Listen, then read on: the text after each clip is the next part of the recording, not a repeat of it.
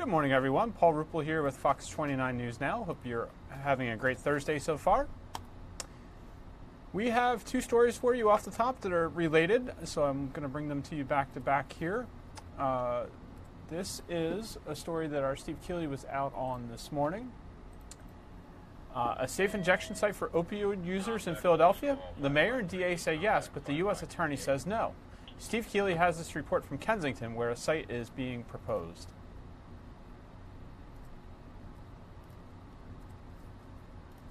The most important point is that it's not legal. The nonprofit group calling itself Safe House says it's happy that the Justice Department is suing it to try and stop it from establishing a facility for heroin and fentanyl users to shoot up in. That way, if a judge or even if eventually the U.S. Supreme Court rules in Safe House's favor, which it expects, then it will have the legal backing and maybe even get more fundraising support for its way to try and save lives by slowing down the number of deaths from overdoses happening every day, while also providing users with clean needles, counseling, and quick help should somebody overdose. Opening an injection site would make the crisis worse.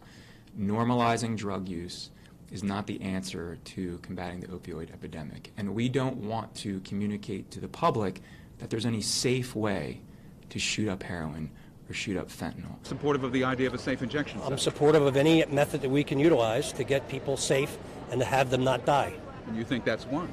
It could be one, yes. They need places to do their thing without out here in the streets and just dying. Former Governor and Philadelphia Mayor Ed Rendell is among those on the Safe House board, and he says something has to be done by somebody. When it's up and running, it will save lives, and it will not hurt this community or anywhere else.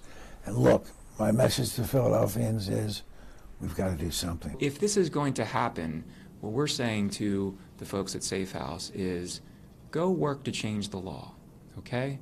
Go through the legislative process, but don't ask prosecutors to violate their oath by not enforcing the law. The United States population does not think the drug war worked, but Jeff Sessions does, I guess Rosenstein does, and it would appear that Donald Trump and Bill McSwain do too. These are the hands of the past trying to tie the hands of the future, and they are going to fail. Philadelphia will be the first city in the country to have a safe injection site. New York, Seattle, and Denver are among the other cities considering it. And they're just going to wait now for a ruling in this case that will set the precedent to see whether the U.S. starts allowing what Canada and European cities already do. In Kensington, Steve Keeley, Fox 29 News. Thank you to Steve for that report. We also had a conversation this morning about a large pill mill bust that has gone down in the city of Philadelphia. It was announced yesterday by the U.S. Attorney's Office for the Eastern District of Pennsylvania. More than a dozen people, including doctors, are accused of issuing thousands of illegal prescriptions in what prosecutors are calling an elaborate pill mill. The charges they're facing this morning, Attorney Tom Klein joined us on Good Day Philadelphia this morning to help break down this case.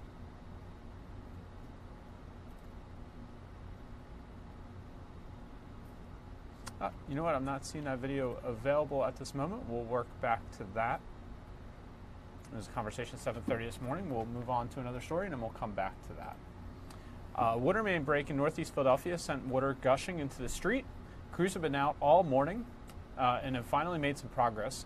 Fox 29 Sabina Kiriakos was at the scene and filed this report.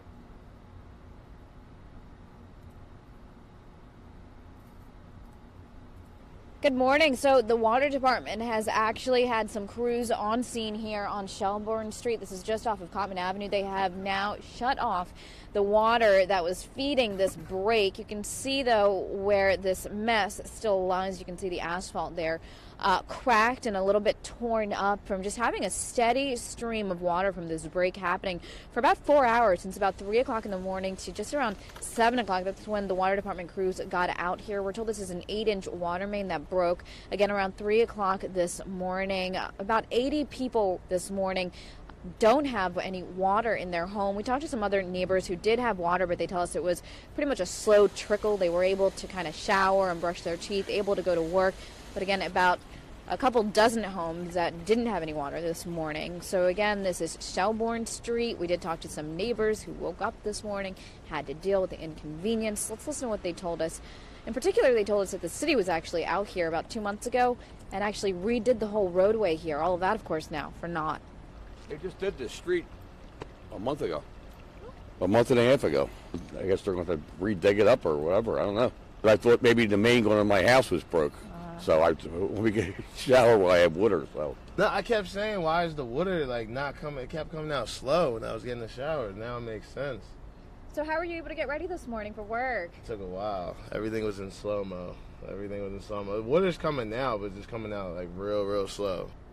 And back out here, so this is a mighty different picture than we saw earlier this morning when the road here was just covered in water. Now, really, it's still a bit muddy, but the water has since cleared up ever since the valve got shut off, and we're expecting crews out here to start digging to try to repair the broken water main, and of course, then they're going to have to fix this roadway. So again, we are in northeast Philadelphia, Shelbourne Street. Luckily, not a thoroughfare.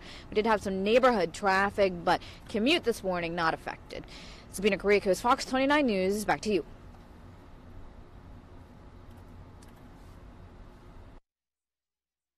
To Sabina for that report. I see that there's a news conference occurring right now in Washington. Let's take you out live to that. This is freshman Representative Alexandria Ocasio-Cortez and Rashida Tlaib of Michigan and others. They're calling on Congress to cut funding for President Trump's deportation force. That's the words in their news release. This is the east front of the Capitol on the House side. Let's listen into what they have to say here. Native people, and we cannot be told and criminalized simply for our identity or our status. Period. I will not commit $1, not $1, to an agency who died when they were trusted to take care of Jacqueline Cal. I will not give $1 to a secretary who does not care about her life and does not care to investigate a child's death. And I will not give $1 to black box detention facilities that think that some people in this country are deserving of constitutional protections and that others are not. We are a nation and a land of laws, not just people. Some people are subject to laws and others are not. We are a land of laws. And when we are a land of laws, what that means is that every person that steps foot on this soil deserves the consideration of due process. They deserve the protections. They deserve to have access to our Bill of Rights. And that is what makes this nation special. That is what makes America special. Not who is here, but what we are. That's right. Period. Thank you. And I'm very glad to be joined here by a wave of women and a wave of new members who understand that moral clarity of this issue. I will not compromise the lives of children, and neither will my colleagues. That is, at the end of the day, what this is about. And I will not make a political compromise so that just a few kids less die. I will not make a compromise so that we unjustly deport just a few less.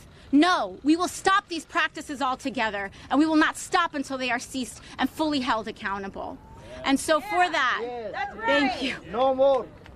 I'm mad, y'all. I'm mad. I am mad. So with that, I'm going to introduce my sister, my colleague. You'll hear from several sisters in service, as Sister Ayanna Presley likes to say. And so I have the honor of introducing Ilhan Omar.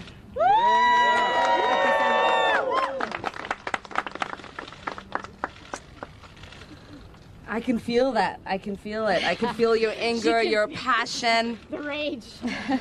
I can feel.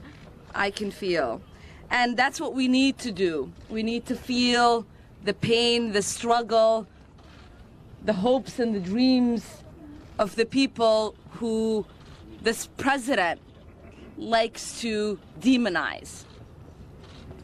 There's a famous poem that a Somali poet wrote, and in it says, "No one leaves for the mouth of the shark unless the mouth of the shark is safer than home.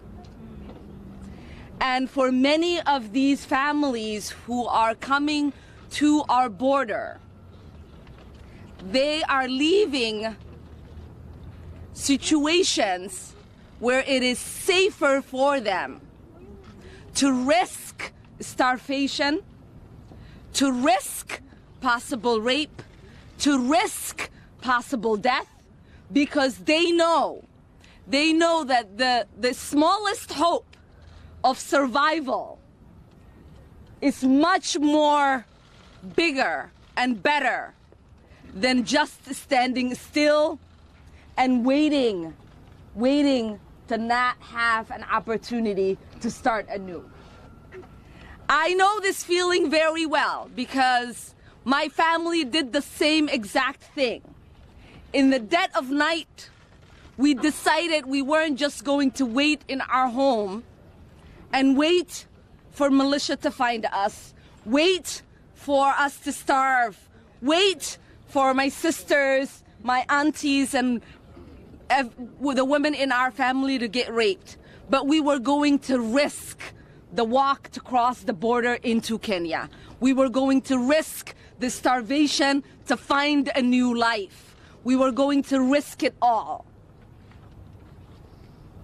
And so I understand the pain, the fear, the struggles.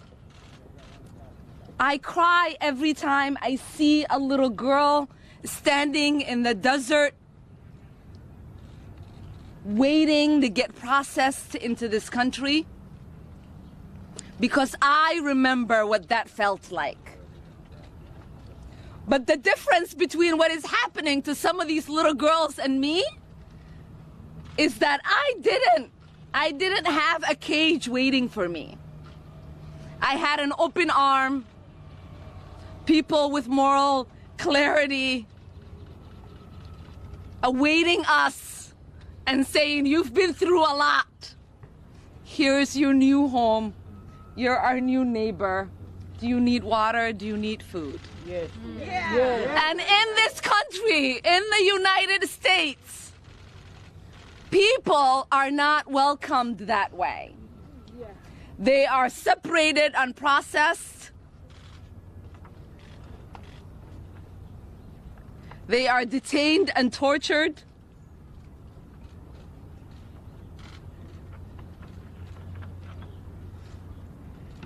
And we can't continue to allow that to happen. At least not under our watch.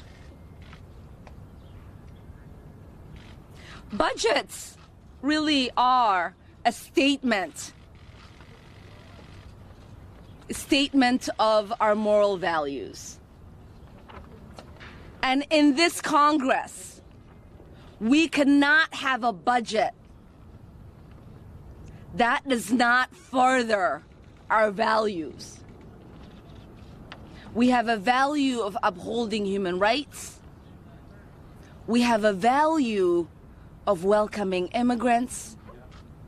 We have a value of tolerance and acceptance.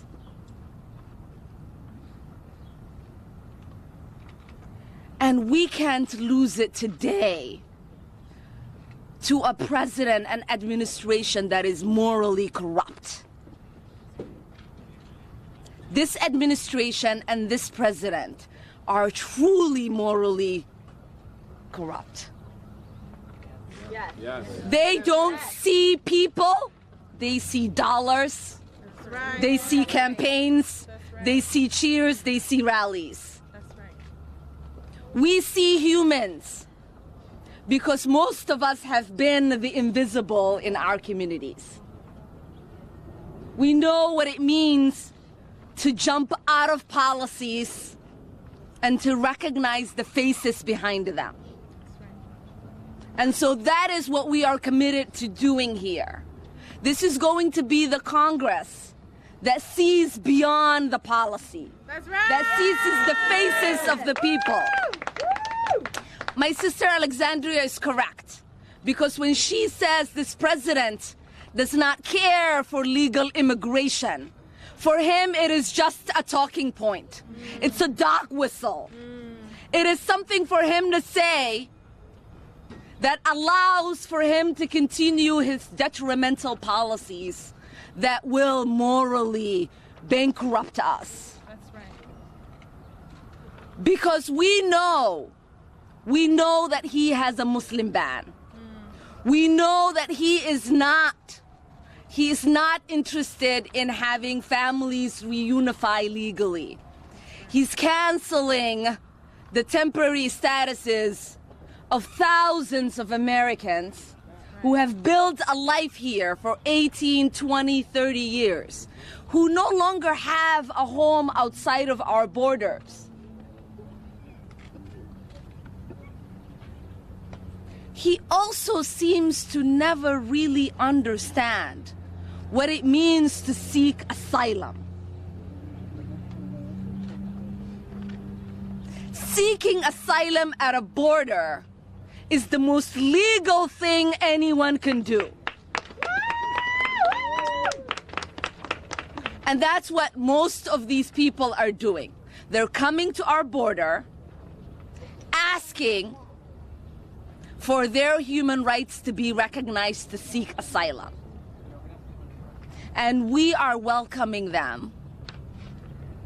We are welcoming them to torture, detention, to separation, and more pain or heartache. So today and every day until this nightmare ends, this stain of our country's history ends, we say, not under our watch. That's right. Not under our watch. So now I'm going to turn over to Anna, who has a family member, a friend, who's gone through this process, because it is necessary for us to continue to say the names, to see the faces, to center the people who are truly going through this struggle, who for them is not just a headline, but a daily lived experience. So Anna. Yeah. Thank you. Good morning. My name is Ana Martinez. I'm with CASA, and I'm here to speak on behalf of Roxana. So about 9 years ago, Roxana was having lunch outside of her workplace, and the police officer approached her and started asking regarding her immigration status. At this point, he arrested her and decided to call immigration enforcement. This was the beginning of her civil rights case, because you cannot be arrested simply for being and looking Latina. She did nothing wrong. The only thing she did was have her lunch outside of her work. For the last 9 years, she has been in compliance with ICE. She's been going into ICE check-ins and doing everything she was supposed to do. But she won her civil rights case about a few months back. And when she went to her ICE check-in on January, they decided to detain her. Not because she did anything wrong, simply because they could. She was released this Monday, but her battle with ICE continues. She wanted to be here today, but she's still healing physically and emotionally from her experience inside ICE. She did not receive the proper medical attention, and she's still recovering. Roxana is a wonderful woman that when you meet her, she's filled with so much joy, and she's so friendly, and she just wants to hug you. But hearing her experience of what was going on in the ICE detention was heartbreaking. From the days that she went without sleep, to the food that was making her sick, to just feeling physically ill. Last night when I talked to her, she said, I still have nightmares from my experience being detained. I still hear the chains of my arms and legs being chained up and the doors locking behind me. But the most painful part was being away from her children.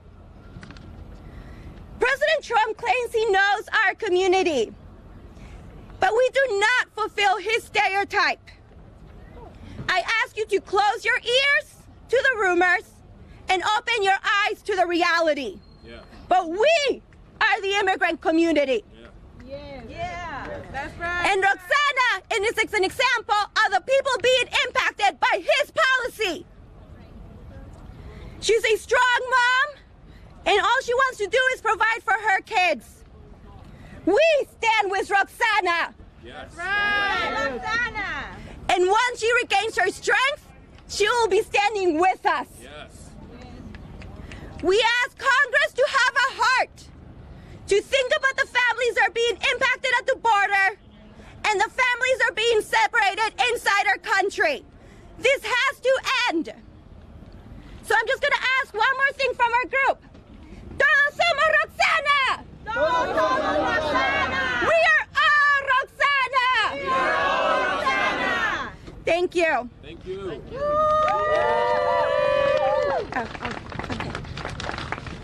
All right, otro aplauso para nuestra hermana de casa. También vamos a dar gracias, or we want to thank, because we are not alone, we want to thank our partners at Indivisible. We're our partners at Indivisible. Woo! At CPD. Yeah! At Detention Watch Network. Woo! At Make the Road New Jersey. Yes! And who's the partners from Move On? Woo! And we want to thank the people whose families are at stake right now. Las familias que han venido aquí a decir sus historias. Háganle una bulla. ¡Yay! Es un honor darle la bienvenida a la congresista Rashida. Ella es una amiga. She's a friend. She's a fighter. We're so happy and honored that she can join us today. So, Congresswoman, make us cheer! Thank you. Isn't she wonderful? Yes. I've known her, God, she still seems young to me always, but I know you've grown, and your courage really inspires so many of us. Even as a member of Congress, you fuel so much of the work that we need to do, and so thank you so much for being at the forefront, Gracias. I really appreciate it. You know, today I want to uplift, as I'm talking about, I want to uplift Jacqueline. I want to uplift Roxana, who's a trans woman who was seeking asylum in the United States, both of which were killed, literally died in detention centers in our own country. As we talk about immigration, we went from talking about an American dream to a nightmare, to dividing families, separating children, putting them in cages, to deaths, to so much inhumane conditions in our detention centers that I hear about every single day. Even as a former immigration attorney, I would hear about not access to medical care, all of the things that I think are so important. I grew up in probably one of the most diverse communities in Detroit, in Southwest Detroit, 20 different ethnicities.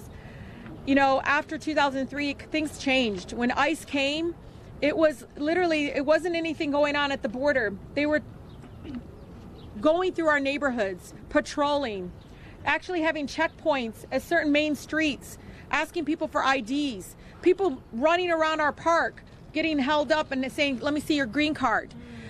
ICE completely transformed my neighborhood that I grew up in into some sort of military zone.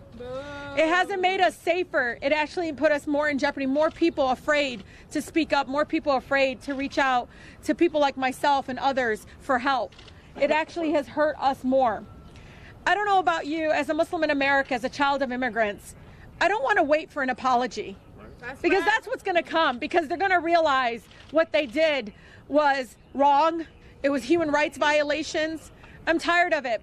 Just like our black Americans in this country are still waiting. That's right. And so I'm really tired of us sitting back and saying, well, we got to get the information. Guess what? We already know people died. That should be enough for us to act and to say that no more money towards an institution that is demonizing and criminalizing our immigrant neighbors. That's right. We don't want a system that basically has taken away the core values of the American dream. And I talk about this because when I came into this, you know, when I came with my mother in her womb, I remember my mother coming here and just, you know, imagining the opportunities for her daughter. Never could I imagine her having to go through what Jacqueline's mother is going through today.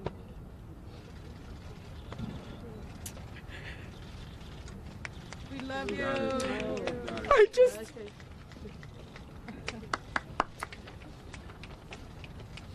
And so not on our watch, was as mothers, we will not allow children to die while we are in power here. We will not vote for any more DHS funding that hurts our children, hurts our immigrant neighbors.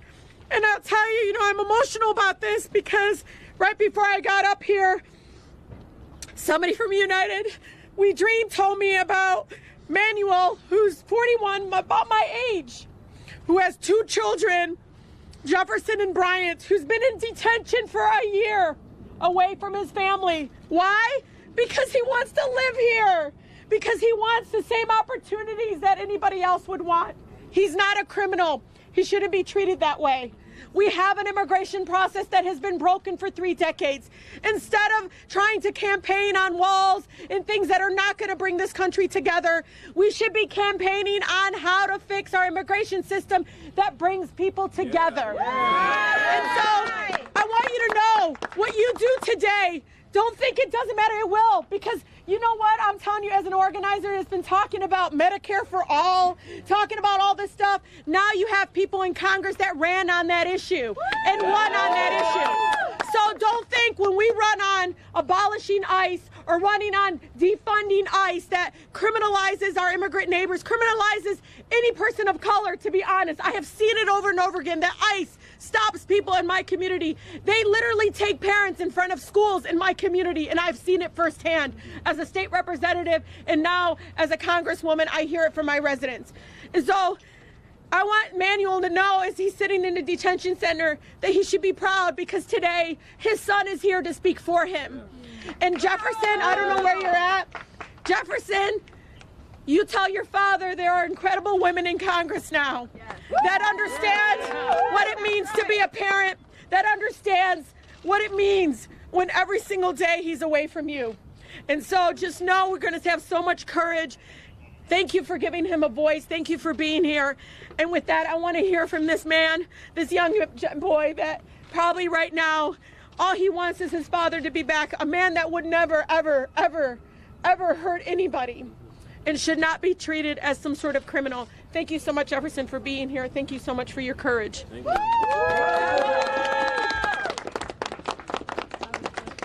Good morning, everybody. I'm on behalf of my father, Manuel Armando Arpi. He is an Ecuadorian immigrant, and he has only did good for my family, never abandoned us, always provided for us, gets up early in the morning to work. But one day when he got up early and go work to leave my mom, he was stopped by immigration on October 31st.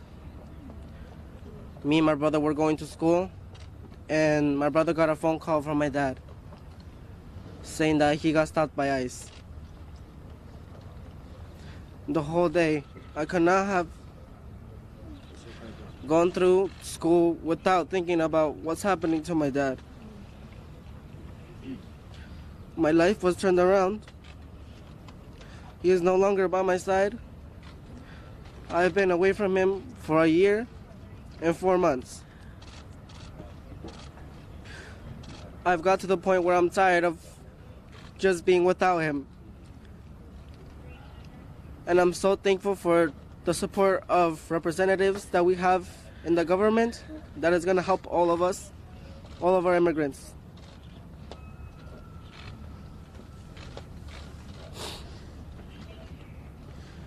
My dad is not a criminal.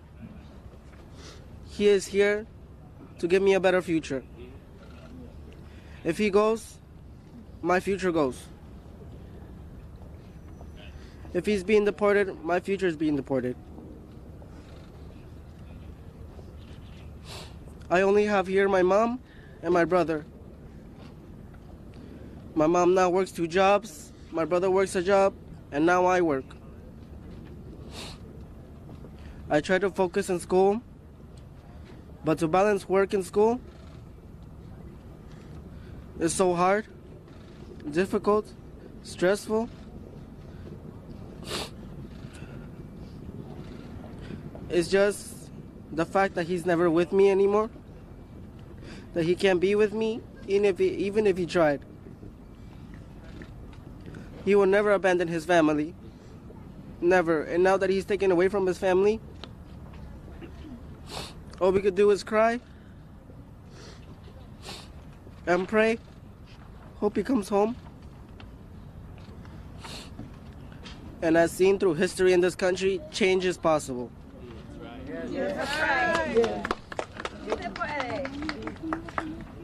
If slavery was abolished, so can ICE be abolished. I just want to give a final thanks to all the women in Congress, Senate, everybody that's supporting immigrants. Thank you. It means so much to me from the bottom of my heart. You don't imagine how much I suffered, how much I cried every day, just waiting for like a spark of chance in the government to help me, to help my family and many families like me. Thank you.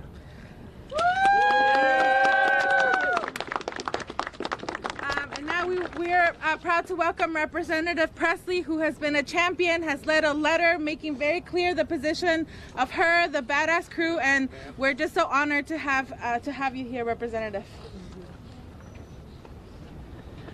Thank you. My goodness, I need a little space here.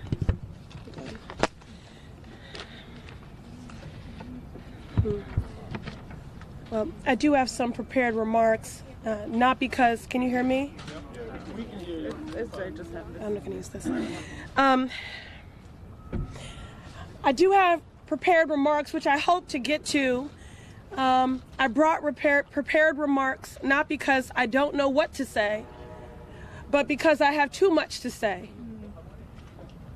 And wanted to, as a lawmaker, as a stateswoman, demonstrate some restraint up here.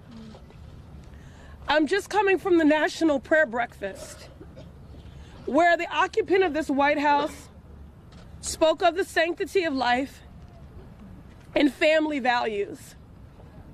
Hypocrisy. What you see before you is trauma. Broken hearts because of broken families and a broken system, a systemic failure. At the State of the Union, I brought Stephanie Panada as my guest. She is a junior at the University of Massachusetts, Boston in Dorchester, the Massachusetts 7th, which I represent. Her family is from El Salvador. Her father is an asylum seeker and her mother a TPS holder. She pleaded with me to not allow her life, her family, or her future to be used as a bargaining chip. And said, you might save the dreamers, but if you save me and abandon my family and my community, then I don't want that kind of freedom. That's right. Right. As Stephanie is demonstrating greater courage, selflessness, and dare I say, even patriotism, and a true commitment to the sanctity of all lives and all families.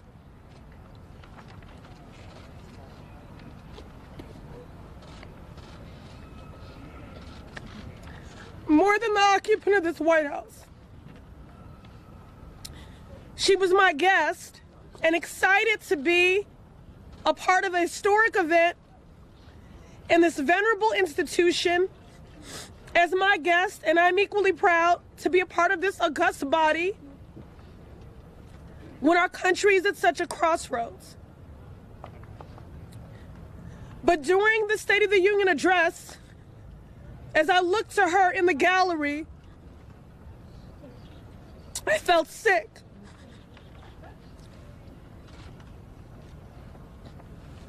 And embarrassed. And shame.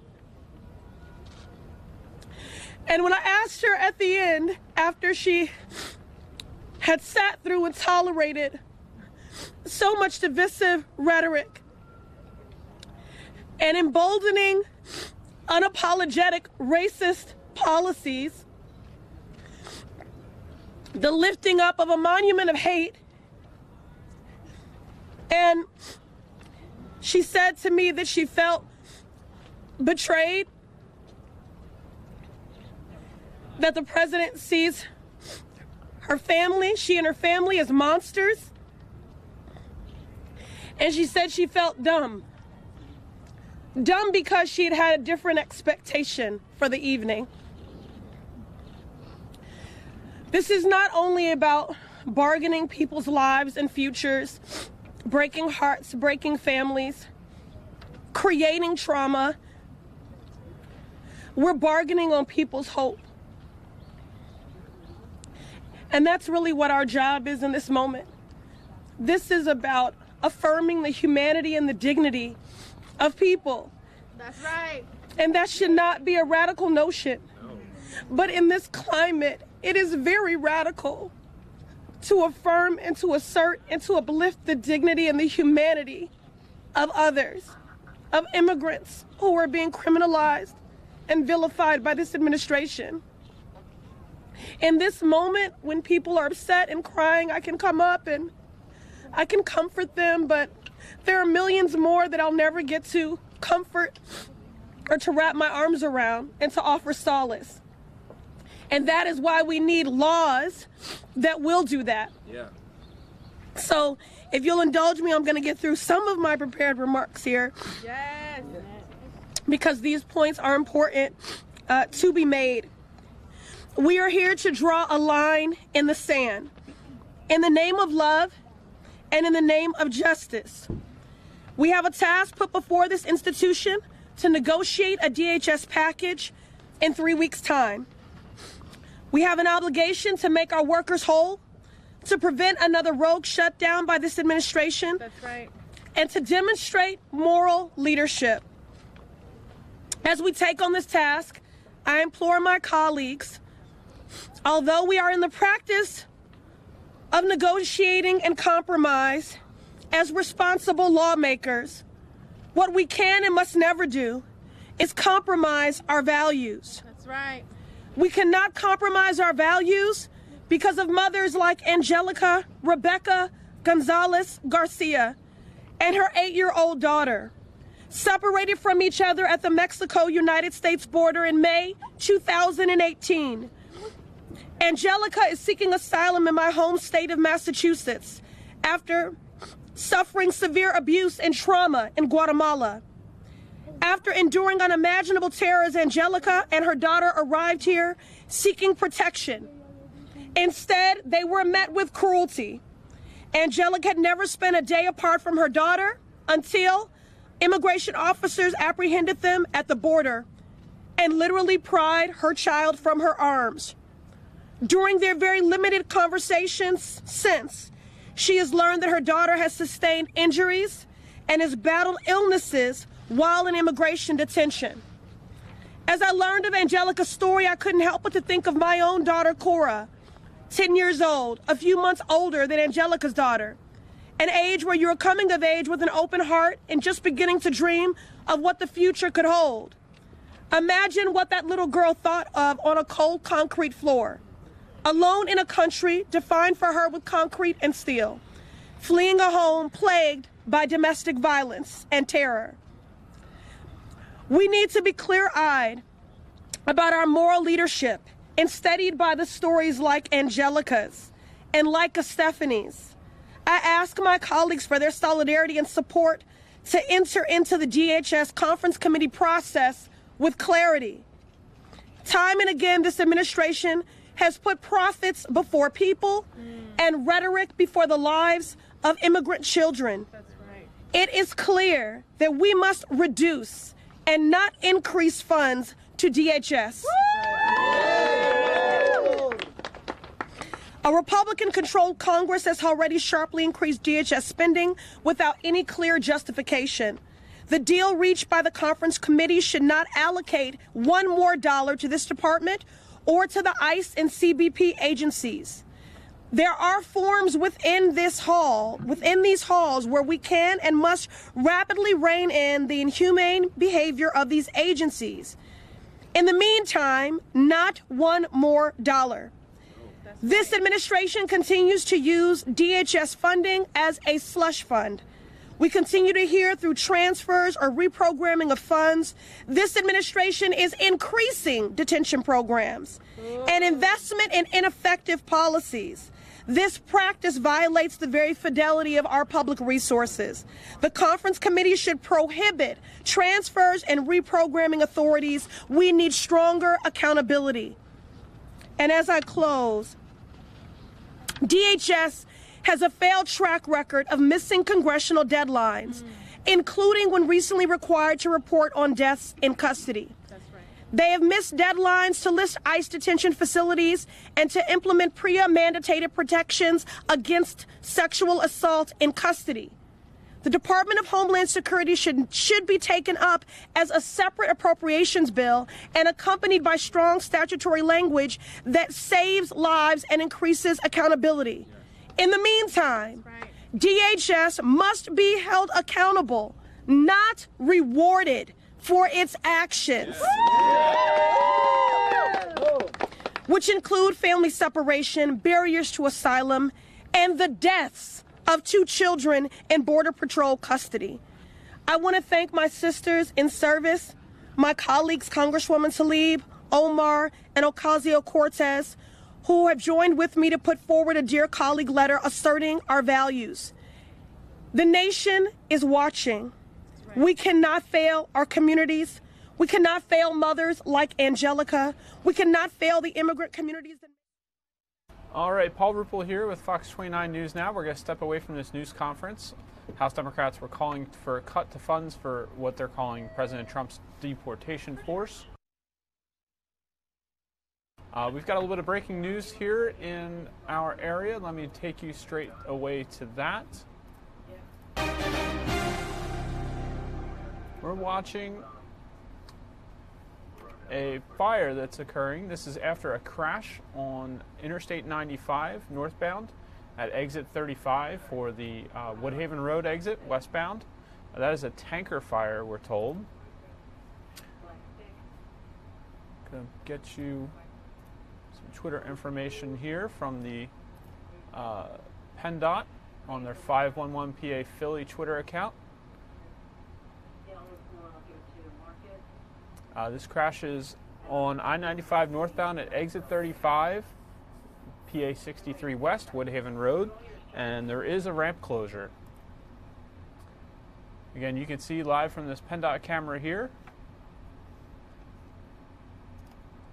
that the fire is, that tanker appears to be fully engulfed in flames.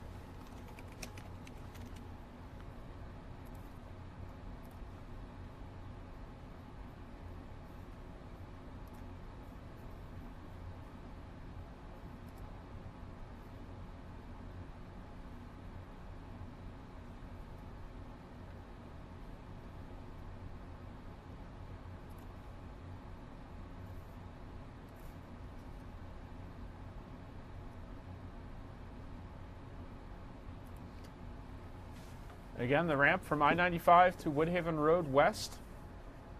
It takes you to 63 West near the Woodhaven Boulevard, the Pennsylvania Mills Mall. Fire crews are working to put out the flames there. We'll get you more information as it comes into our newsroom.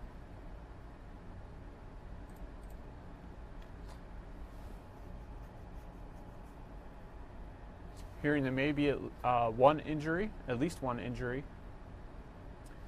We're waiting to try and get some confirmed information from authorities there in Bucks County, Pennsylvania, Bensalem.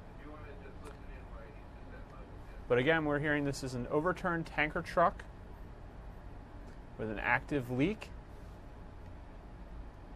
on the ramp from I-95 to the Woodhaven Road Expressway, PA 63.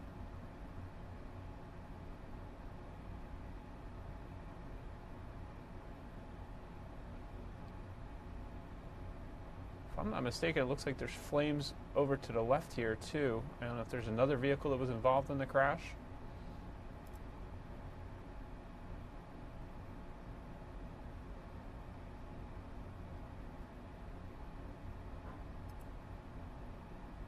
Again, this shot is courtesy of PennDOT. It's web cameras. Looks like they're getting some flame retardant on the tanker truck there, trying to put down the flames. Having some success, seeing more smoke, a little less flames.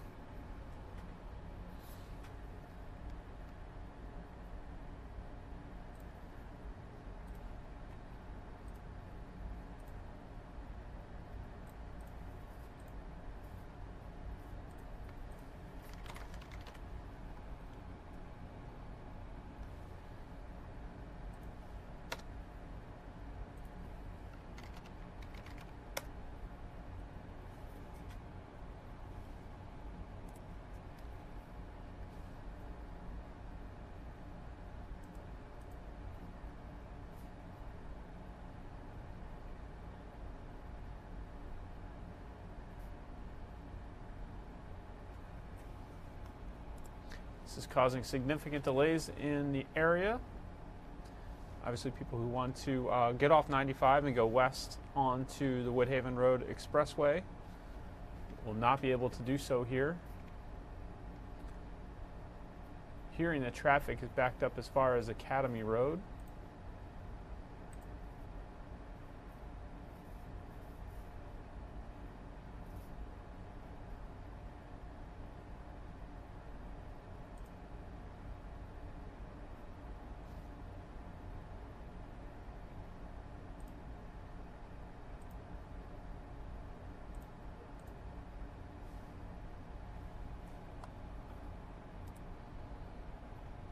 So do avoid that that intersection. That if you can avoid I-95 North right now, your workarounds would be probably to go up to the new Street Road ramp, or to get off before this. If you're coming southbound, you'd want to get off at Street Road, and if you're headed northbound, probably want to get off at Academy. One of the other exits, depending on how far the traffic is backed up, to work around the scene here.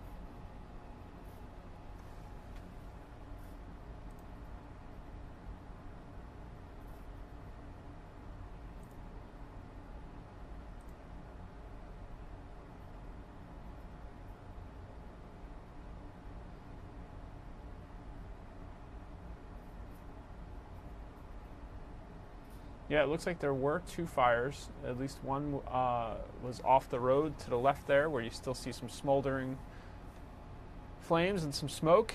And then you've got the truck fire they're zooming in on there, which you see firefighters actively working to try and put down. Here's a shot from earlier of the flames a little bit earlier, just before we came to you. And here is the current shot.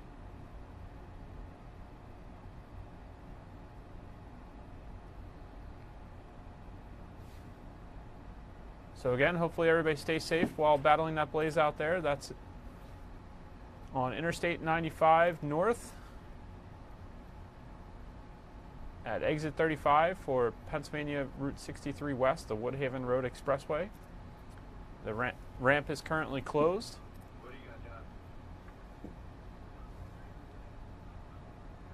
We'll bring you any new information we can obtain. Here, it looks like Second Alarmers says it's responding to that scene for the overturned tanker truck and providing rehab support to Philadelphia Fire Department and the Ben Salem Fire Department.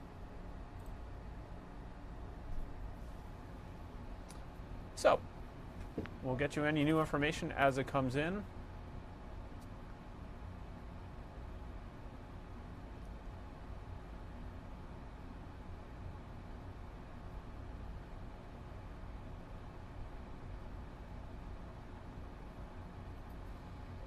Let's bring you a story we were trying to bring you earlier. This was about a pill mill case. The arrest that occurred yesterday, announced by the U.S. Attorney's Office for the Eastern District of Pennsylvania.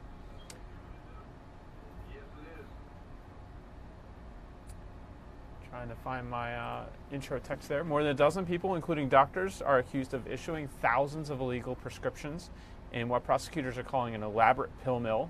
Tom Klein joins us this morning, a local attorney, to discuss the charges they're facing. And here is that conversation from Good Day Philadelphia this morning. Doctors and physician assistants are charged with allegedly operating this pill mill and other pill mills and illegally prescribing drugs to hundreds of patients in our area. And a lot of times they don't really need the drugs. The indictments allege that these doctors routinely ignored the warning signs that these patients were abusing or even selling the drugs. We were there in 2017 when federal agents raided an urgent care facility on Eastern Road in Willow Grove, rooting out so-called pill mills, medical facilities that overprescribe dangerous opioids. Agents carted boxes of records out of this location and several others linked to a local doctor. In this new indictment, the doctor is charged along with 13 others, alleging that in exchange for money from 2014 to 2017, prescriptions for controlled substances were written outside the usual course of professional practice and without there being a medically legitimate purpose. The indictment also alleges that warning signs that patients were abusing or selling their prescription painkillers were ignored. So, attorney at law, Tom Klein is here. Tom, good to see you. Nice to be here. And when friends and family get addicted to some kind of opioid, you're looking for somebody to blame, right? So what can be? How do you prove that the doctor prescribed these medications when it wasn't really needed? Yeah, well, I think that's pretty easy, Mike. Is it? Sure. I mean, you have a couple of things going on here. This indictment is about not only prescribing drugs to people who are needy and who want them. That's one issue. There's a second issue going on here when these drugs are then transferred out into the street and then become street drugs. So that's part of what's going on here in this indictment, if you read the entire indictment. Yeah. The larger problem is that people seek drugs because they become addicted. So then they go to doctors. Doctors need to follow prescribing practices. Doctors need to follow the standard of care. I see families who come to me who say, my son is dead. My daughter is dead. They were using drugs.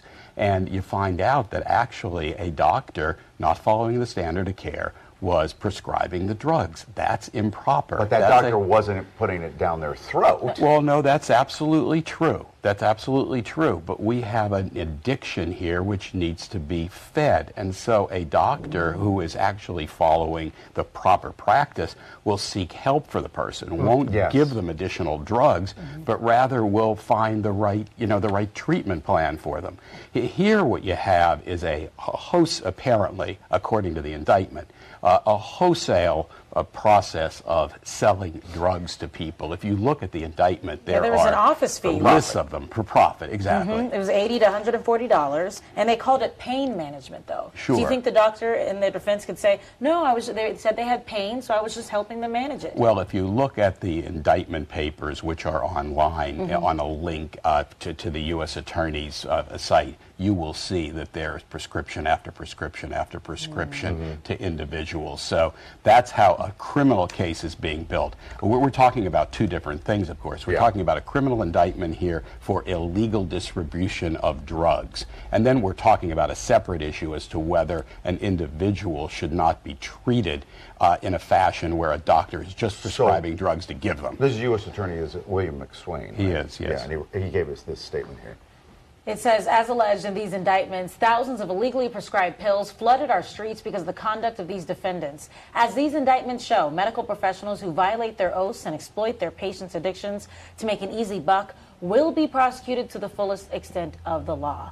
And Tom, have you seen, though, also, in addition to what they're saying, they're going to be prosecuted, are families coming forward saying, hey, I know who gave my son or daughter these drugs. Can I do something about this and get this person off the street? I see that in the most extreme circumstances. I see that with parents who come who are grieving, whose children are dead. And I'm talking about usually young people in their 20s where this problem is prevalent. Yeah. And so they come and they say, what happened here? How did this happen?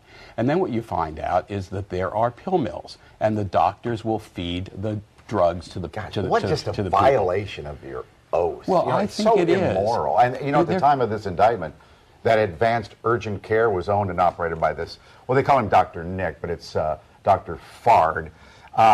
We do not know if any of the locations are in operation under new ownership. We also reached out to Dr. Fard's attorney, and as of now, have not heard back, because we did want to hear from him.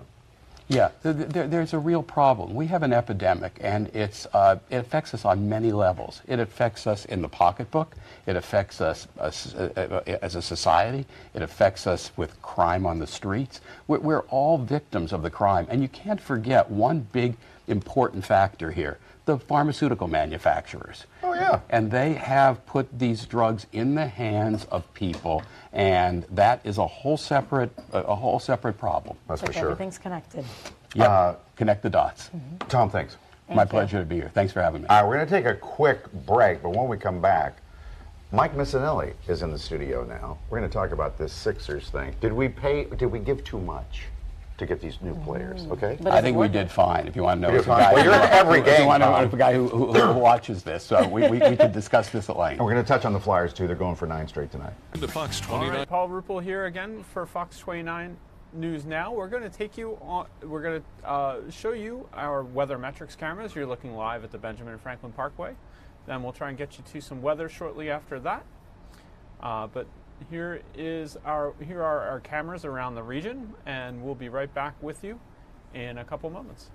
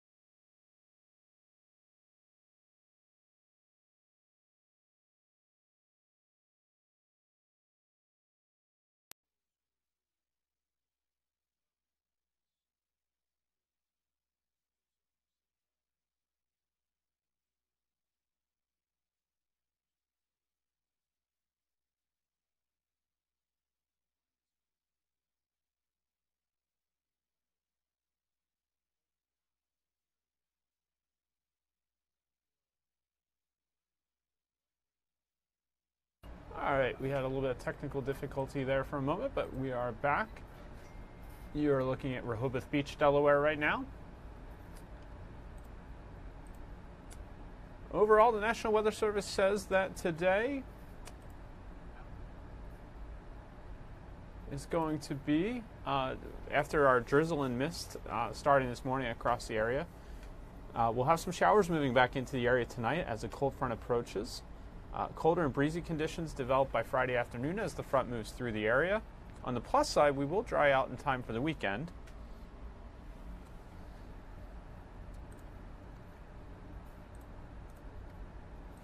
Now you're looking at the Wildwood Beach and Boardwalk there in New Jersey.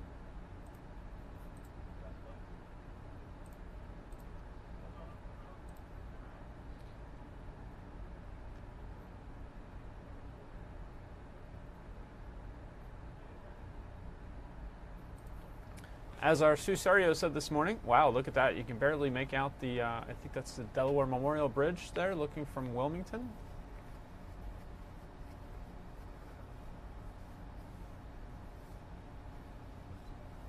I'll have to double check that. But as our Sue Serio said today, what a week it's been. Above average temperatures every day since Sunday.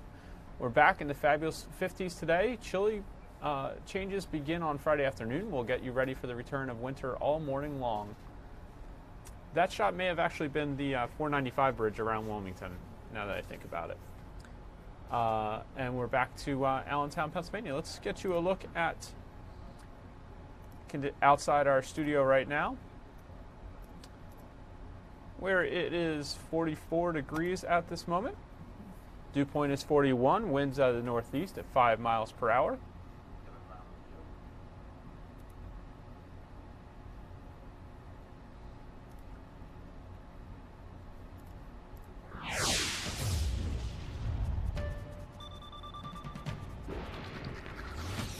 Here's a closer look at Doppler radar. You do see some of the fog and mist showing up there very lightly in the last couple hours. Some of it over the Trenton area, a little east of Philadelphia into Jersey. Your current temperatures, looks like we've gone up a tick to 45 in Philadelphia.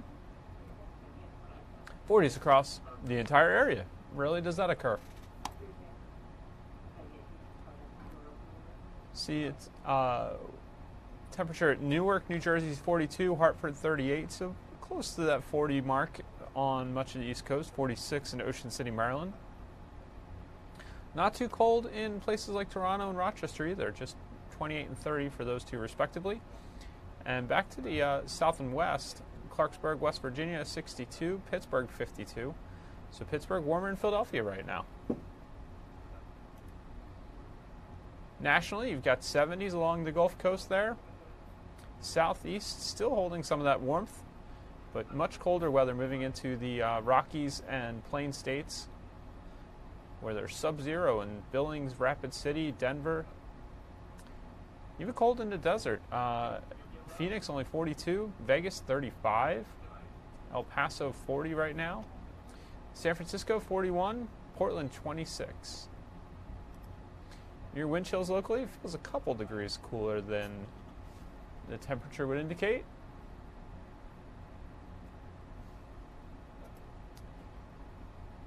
About the same temperatures as this time yesterday, only a degree off the same temperature at this hour yesterday, although Mount Pocono feeling much warmer than yesterday. There again you see only single-digit wind speed, so no gusts to speak of. Your visibility hasn't been great at times this morning. You see it's poor in Wildwood right now, only 3 in Reading, 1 in Wildwood. Not perfect in some other places. There's a look at your cloud cover from satellite.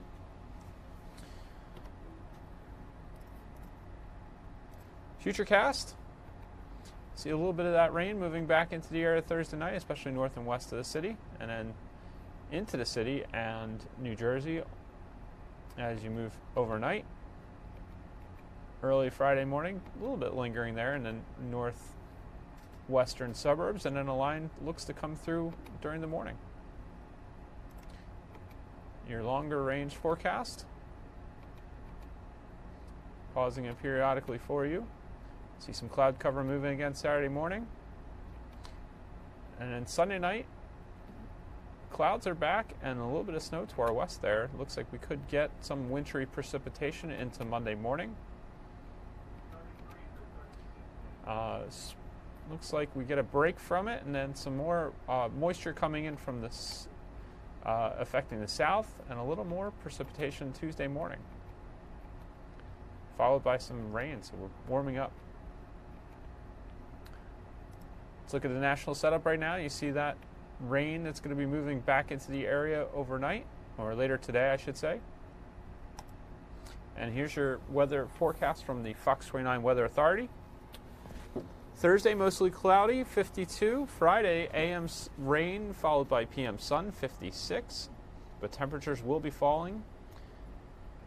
Get to a low of 24 on Saturday with a high of 36. Sunny and colder, then sun to clouds on Sunday. Monday, AM snow, PM clouds. Tuesday, wintry mix.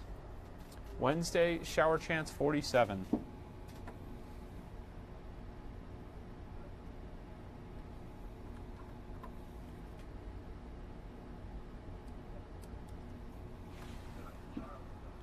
All right. Here's your look at radar currently.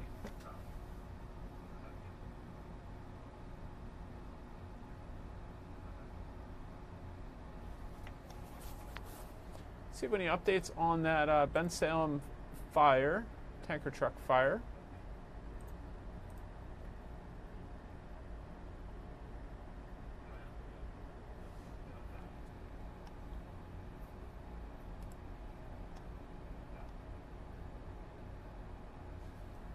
Looks like crews are still battling the flames there.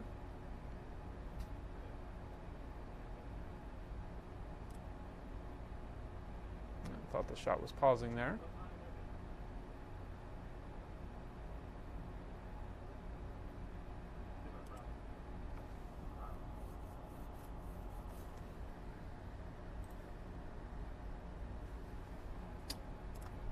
There we go. Refreshing the webcam there. But looks like fire crews are still doing battle with that fire.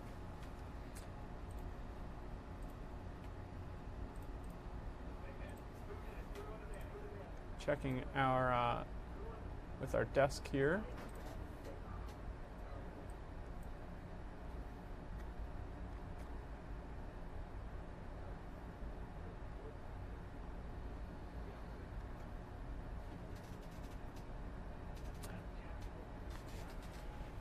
Hearing not an official notification, but it does kind of seem to be confirmed by what we're seeing right there on the screen, that they're having some trouble getting water to battle the fire. Don't see many hoses spraying right now, so crews are maybe letting the fire burn out, but we'll continue to get you updates as they become available.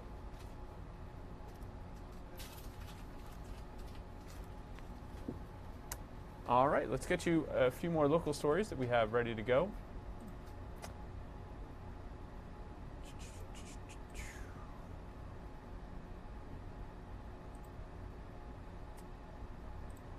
All right. In Concord Township, in Delaware County, a police chase ended with a devastating crash. This was the scene yesterday afternoon on Route 202 in Concord Township. Pennsylvania State Police say a trooper tried to stop the driver of a Hyundai Elantra for a traffic violation, but they refused to pull over. Instead, the driver raced down Route 202 southbound and lost control in front of Auto and Truck Outfitters. The manager of the business described the crash for us. Looks like we're going to be without that sound.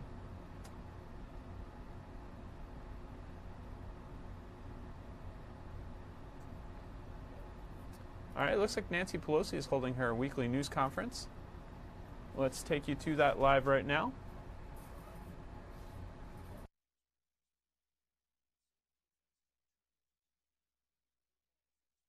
Disappointed that in the State of the Union address there was no mention of the violence in our country caused by the proliferation of guns, and we have our H.R. 8, which we will be bringing to the floor. We had our hearing this week on that legislation. It will be marked up, and that will be sent to the floor, hopefully this month. Yesterday, as I mentioned, I appointed the Select Committee on Climate. There's lots of excitement. I said that this Select Committee will have a leading role in taking testimony, building current information on solutions to the climate crisis, but that would be a Congress-wide initiative. As I mentioned, two of our subcommittees have already had hearings, but we hope it will be all of the committees of jurisdiction will be very involved in it, and that's the impression that I have. There's all kinds of ideas coming forward. We welcome all of them as they highlight the importance of this existential threat to the planet.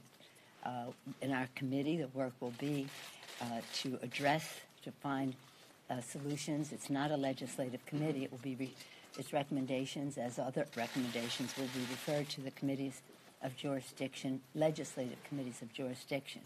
But it's a public health issue, clean air, clean water for our children. It's a national security issue when it comes to preventing climate-driven instability. It's an economic and jobs issue, good-paying jobs, keeping America preeminent in green technologies in the world. And it is that, in my view, a moral responsibility, if you believe, as do I, that this planet is God's creation and we have a moral responsibility to be good stewards of it.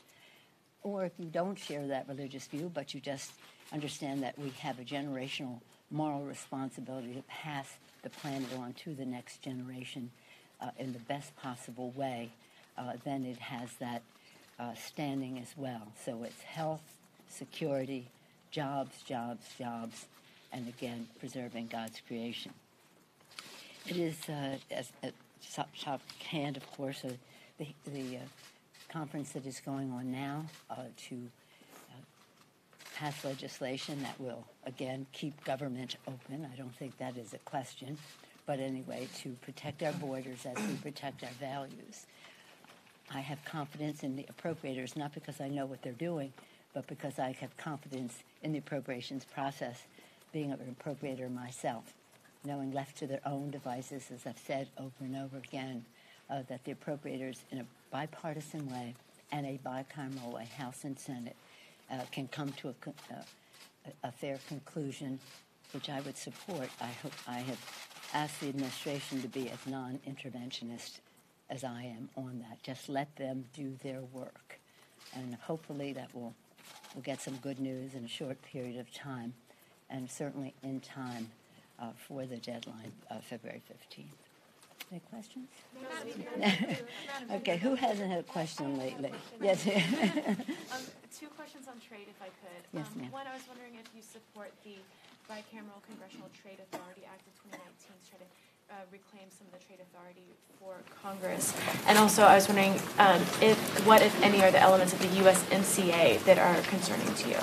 Well, two questions. One, first of all, I really haven't seen that legislation, but I do support reclaiming some of Congress's. It is Congress's prerogative. We have given some of that authority to the president, and there is legislation here that I am familiar with that would give him even more authority, and I don't support that. The concerns that we have about, and hopefully they're resolved, because I'm optimistic always, with the, what do we call it now, USMCA, the other one that has an acronym, formerly known as NAFTA, not NAFTA. The concerns center around workers' rights, center around the environment, prescription prices. Those are some of the subjects, but the overarching issue is enforcement.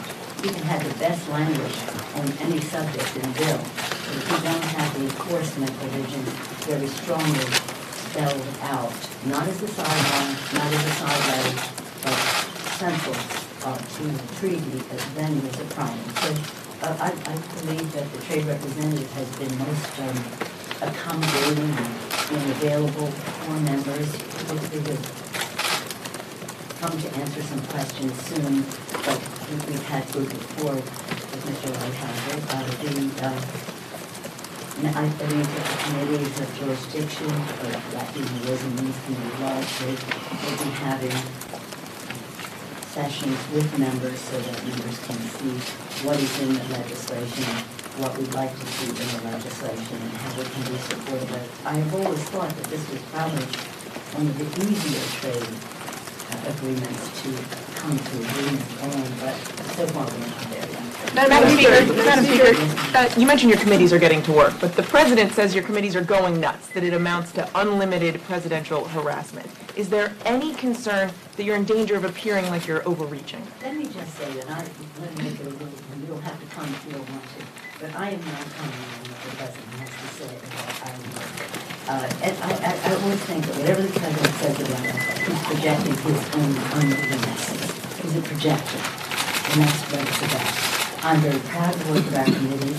Even the Republicans have complimented the committees on being wise in how they proceed in terms of subpoenas and arrest. We will not surrender our constitutional responsibility for oversight. That would make us delinquent in our duties. So I'm not going to respond to any characterization or mischaracterization of the President. But I do say that the vision of removal is the direction of his own administration.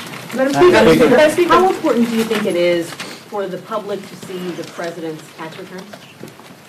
I think overwhelmingly the public wants to see the President's tax returns. And so they want to know the truth. They want to know the facts. And we have nothing to hide. I'll just tell you this and go on from there. Because we have important work to do, and we have important judgments to make, and we need information to make those judgments. So if walking through a kitchen, and that's how I usually go to events. I haven't been in a hotel lobby, I don't know how long I've been to the garage to the kitchen. And this is, so it was a Martin Luther King Day in San Francisco, going to the kitchen to the event for the breakfast, and one of the people working in the kitchen said to me, I have to tell you this.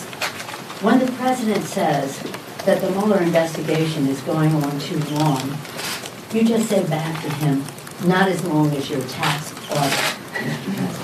I thought those were ways of this. Madam Speaker, some have said that you have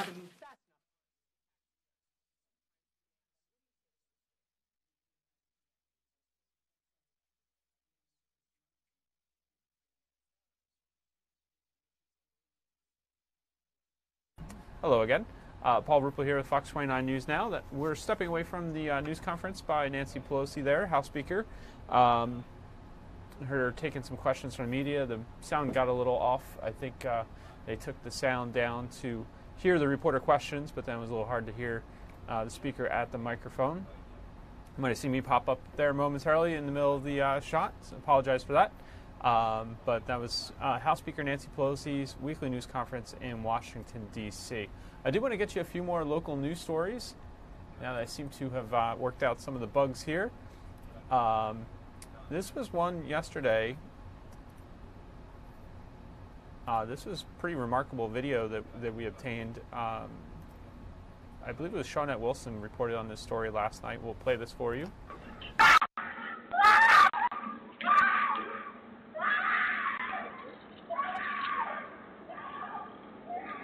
Desperate cries for help. A teen girl home alone in her Burlington County home was attacked after a man broke in.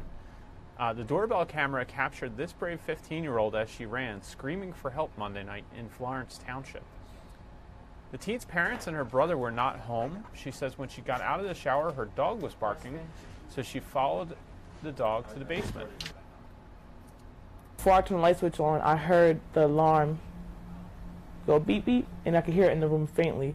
And that made me freeze because I felt someone grab me. So they grabbed my left wrist, so I turned and punched on my right hand. He pulled me with him and then pushed me into the wall and had his hands around my neck. There's nowhere to run, so I was fighting. I'm glad the young lady is okay there. Her dog got in between the two, giving her time to get away. Florence Township Police charged 20-year-old Jayton Robinson with burglary, simple assault, and criminal mischief. Now an update to a story we told you about yesterday.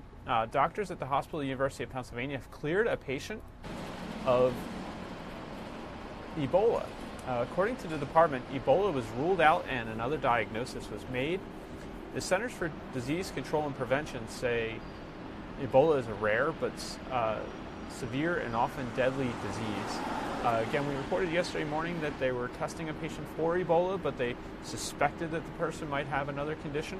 Now authorities have confirmed that that patient did in fact have another condition. What they're, of course, limited in what they can say about patients without their permission due to health privacy. But no Ebola case at Pennsylvania University of Pennsylvania Hospital.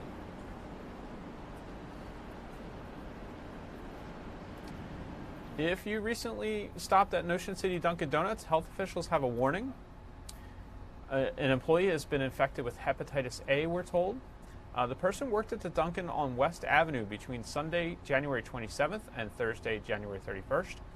Health officials say if you ate or drank from the restaurant during that time, your risk of infection is low, but they still recommend you visit a doctor. Another story from down the shore. In Atlantic City, a Jersey Shore soup kitchen that has been serving those in need for more than 2 decades is closing its doors. Sister Jean's Kitchen, which was run out of Victory First Presbyterian Deliverance Church, has helped folks for 20 years. Now it has to close because the city's Department of Licenses and Inspections says the church is unsafe. People are now incredibly worried about where they'll find food. I just got evicted 2 days ago, so I'm screwed for the month. This was where you came for your meals? Yep. City and state officials say they're working with Sister Jean's to try to find a new location. In the meantime, the Atlantic City Rescue Mission and the Casino Redevelopment Authority say they will help those who depend on the soup kitchen.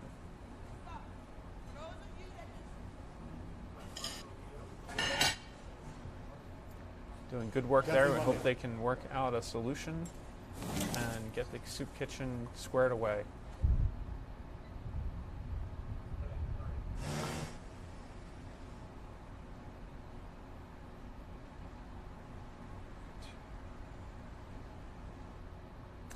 Again, we're keeping an eye on a fire that's occurring after a tanker overturned crash in Bensalem, Pennsylvania. You're looking live on a PennDOT camera there. Check on the latest. Again, we're hearing, not confirmed, but there could be some water problems there. And the fire is still burning, as you can see. We're told the Pennsylvania State Police barracks in Trevose is handling the crash. I-95 in the area of Woodhaven Road is closed in both directions. I suspect that's due to the, I knew the ramp was closed, and certainly it's closed in both directions. Sounds like 95 may be closed in both directions as well, I guess due to the proximity and the smoke blowing back onto the interstate. At least that's what Pennsylvania State Police are telling us at this time.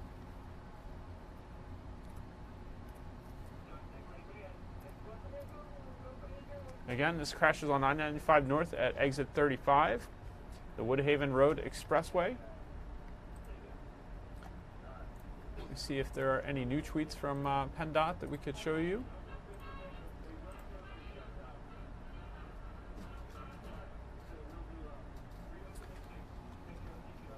They are,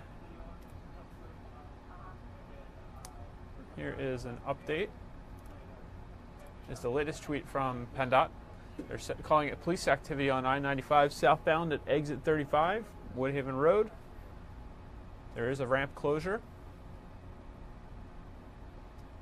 So PennDOT reporting just a ramp closure at this time.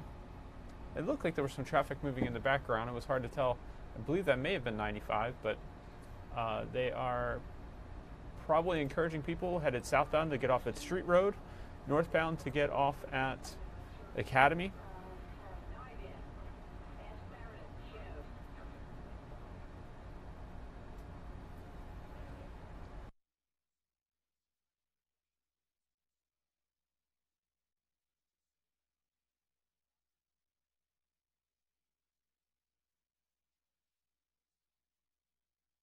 Keeping an eye out for any other updates here from PennDOT or other sources.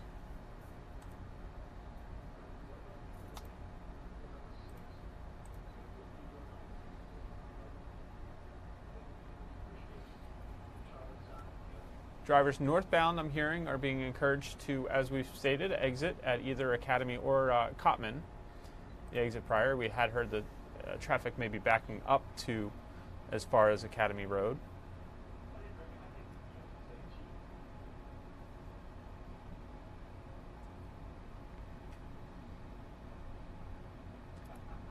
It does look like crews are now making some progress.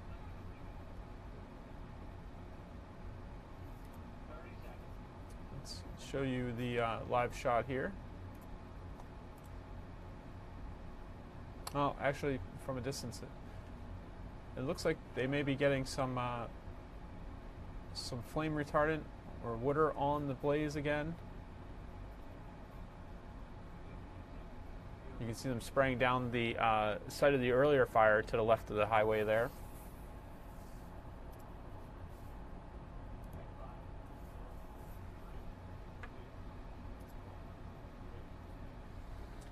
You check on a live event I see popping up right now.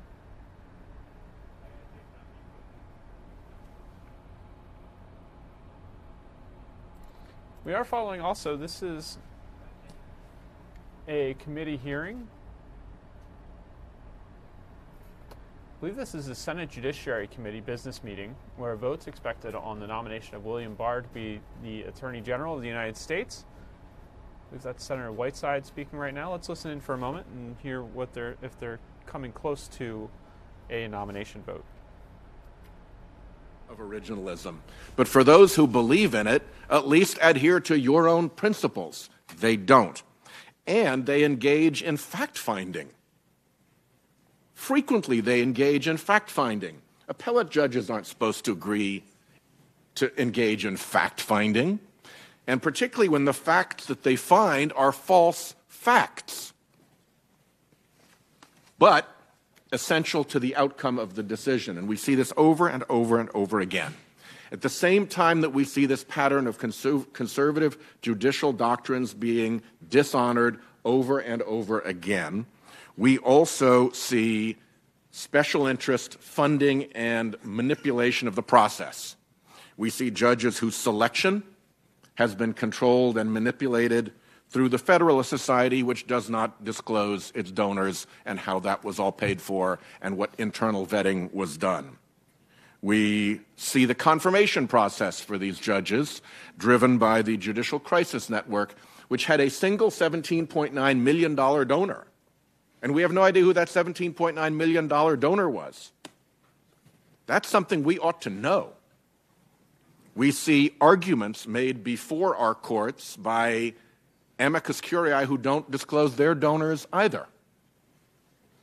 But you can draw some pretty sensible conclusions about who the likely big donors are, and then what do you see? You see those interests being big winners in those courts. As I've said before, as I said in the Kavanaugh hearings, as I will continue to say, the Roberts Court, since he became Chief Justice, has launched innumerable 5-4 decisions, actually not innumerable, 79 5-4 decisions that are partisan, as I define it. The 5 Republicans hang together and go one way, no Democrat will follow them.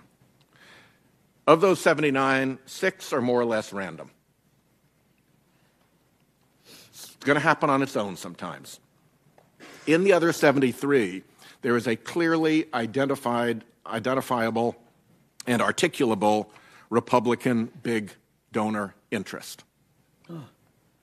And in those 73 partisan 5-4 decisions that Chief Justice Roberts has led on the United States Supreme Court, the win record of those big Republican donor interests is 73-0. Please don't tell me you're calling balls and strikes. So I see a pattern in circuit judges and in Supreme Court judges who come through this process that they are expected to reliably rule in favor of polluters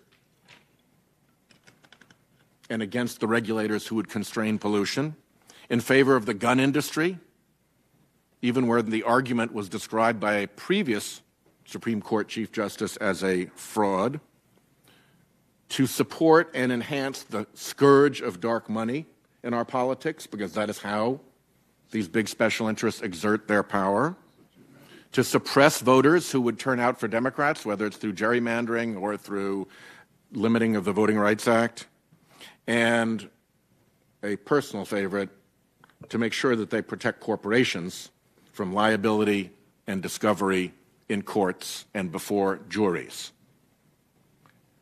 That's a pretty distinct group of interests. It's a pretty distinct group of wins. And it's time that we clean this mess up. And to call these judges conservatives, I think, is a misnomer. We are looking at essentially a special interest capture of the court, and I, for one, am tired of it. Thank you. Just one comment about Mr. Barr. You raised a point that I thought was a good point about the scope of executive privilege in terms of the Mueller report. Here's what Mr. Barr told me, that he would not allow executive privilege to be used as a reason to cover up wrongdoing. I'll hold him to that. Mr. Kennedy, Senator Kennedy. Thank you, Mr. Chairman. I want to say a word first about General Barr. I listened carefully to Senator Lee and to all my Democratic friends. I think we all have seen presidents, both Democratic and Republican, appoint people who, in our judgment, are political hacks. Doesn't happen often, but it happens. From one point of view, that's okay, because presidents elected by the people are entitled to surround themselves with advisors of his or her choice. I do not think that any fair-minded person could call Bill Barr a political hack. I just don't. I have, like all of you, I take this job seriously. I read FBI reports. I read their law review articles. I read their resumes. And I'm impressed with Bill Barr. I think he's extremely intelligent. I think he reveres the law. I think he enjoys the law. We all know lawyers, that some of whom make a lot of money. They don't really love the law. It's a job. I don't think Bill Barr is like that. I think, I'm not saying he hasn't made a lot of money. He has, because he's good at what he does. But I think he reveres the law and the rule of the law, and I think that's important for Attorney General, because we all know that an Attorney General is different.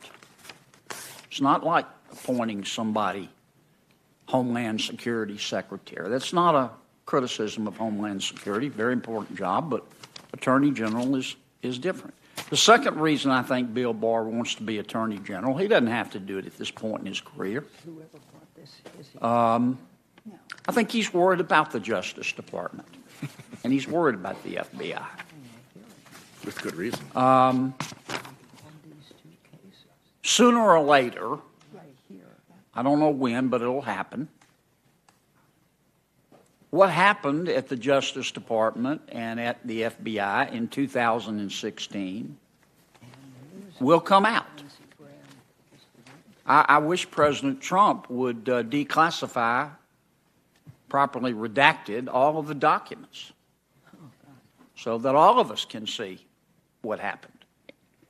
All of us can make our own judgment about whether those two agencies were politicized in 2016. I'm not saying they were or they weren't, but the American people are entitled to know.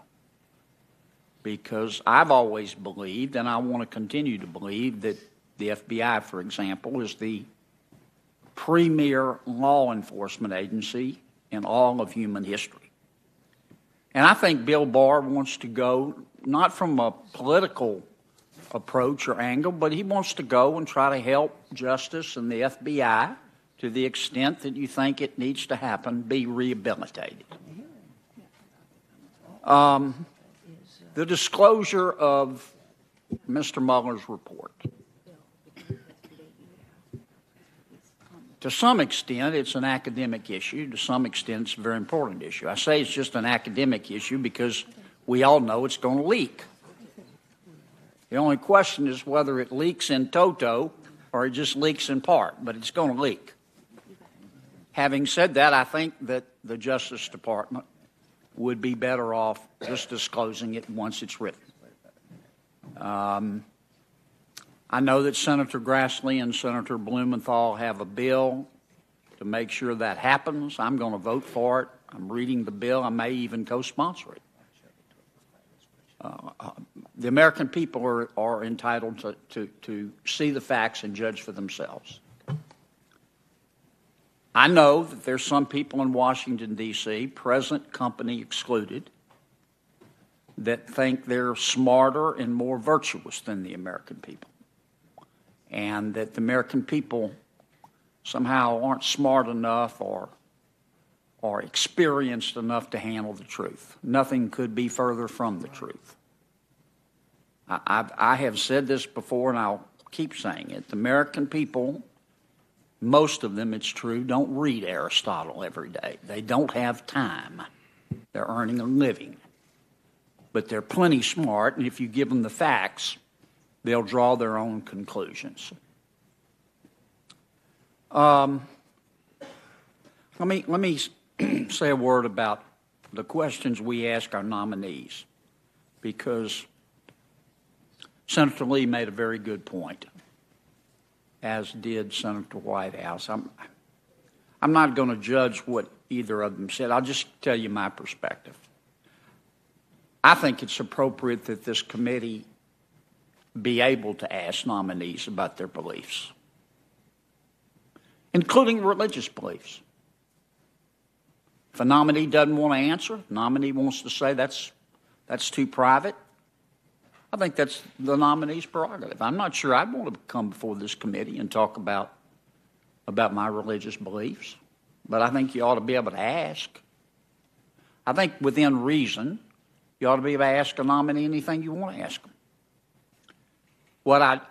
And I think this is what Mike was saying, what I don't think you should be able to do is to vote against a nominee because of his or her political beliefs. And I don't want to believe anybody on this committee would do that.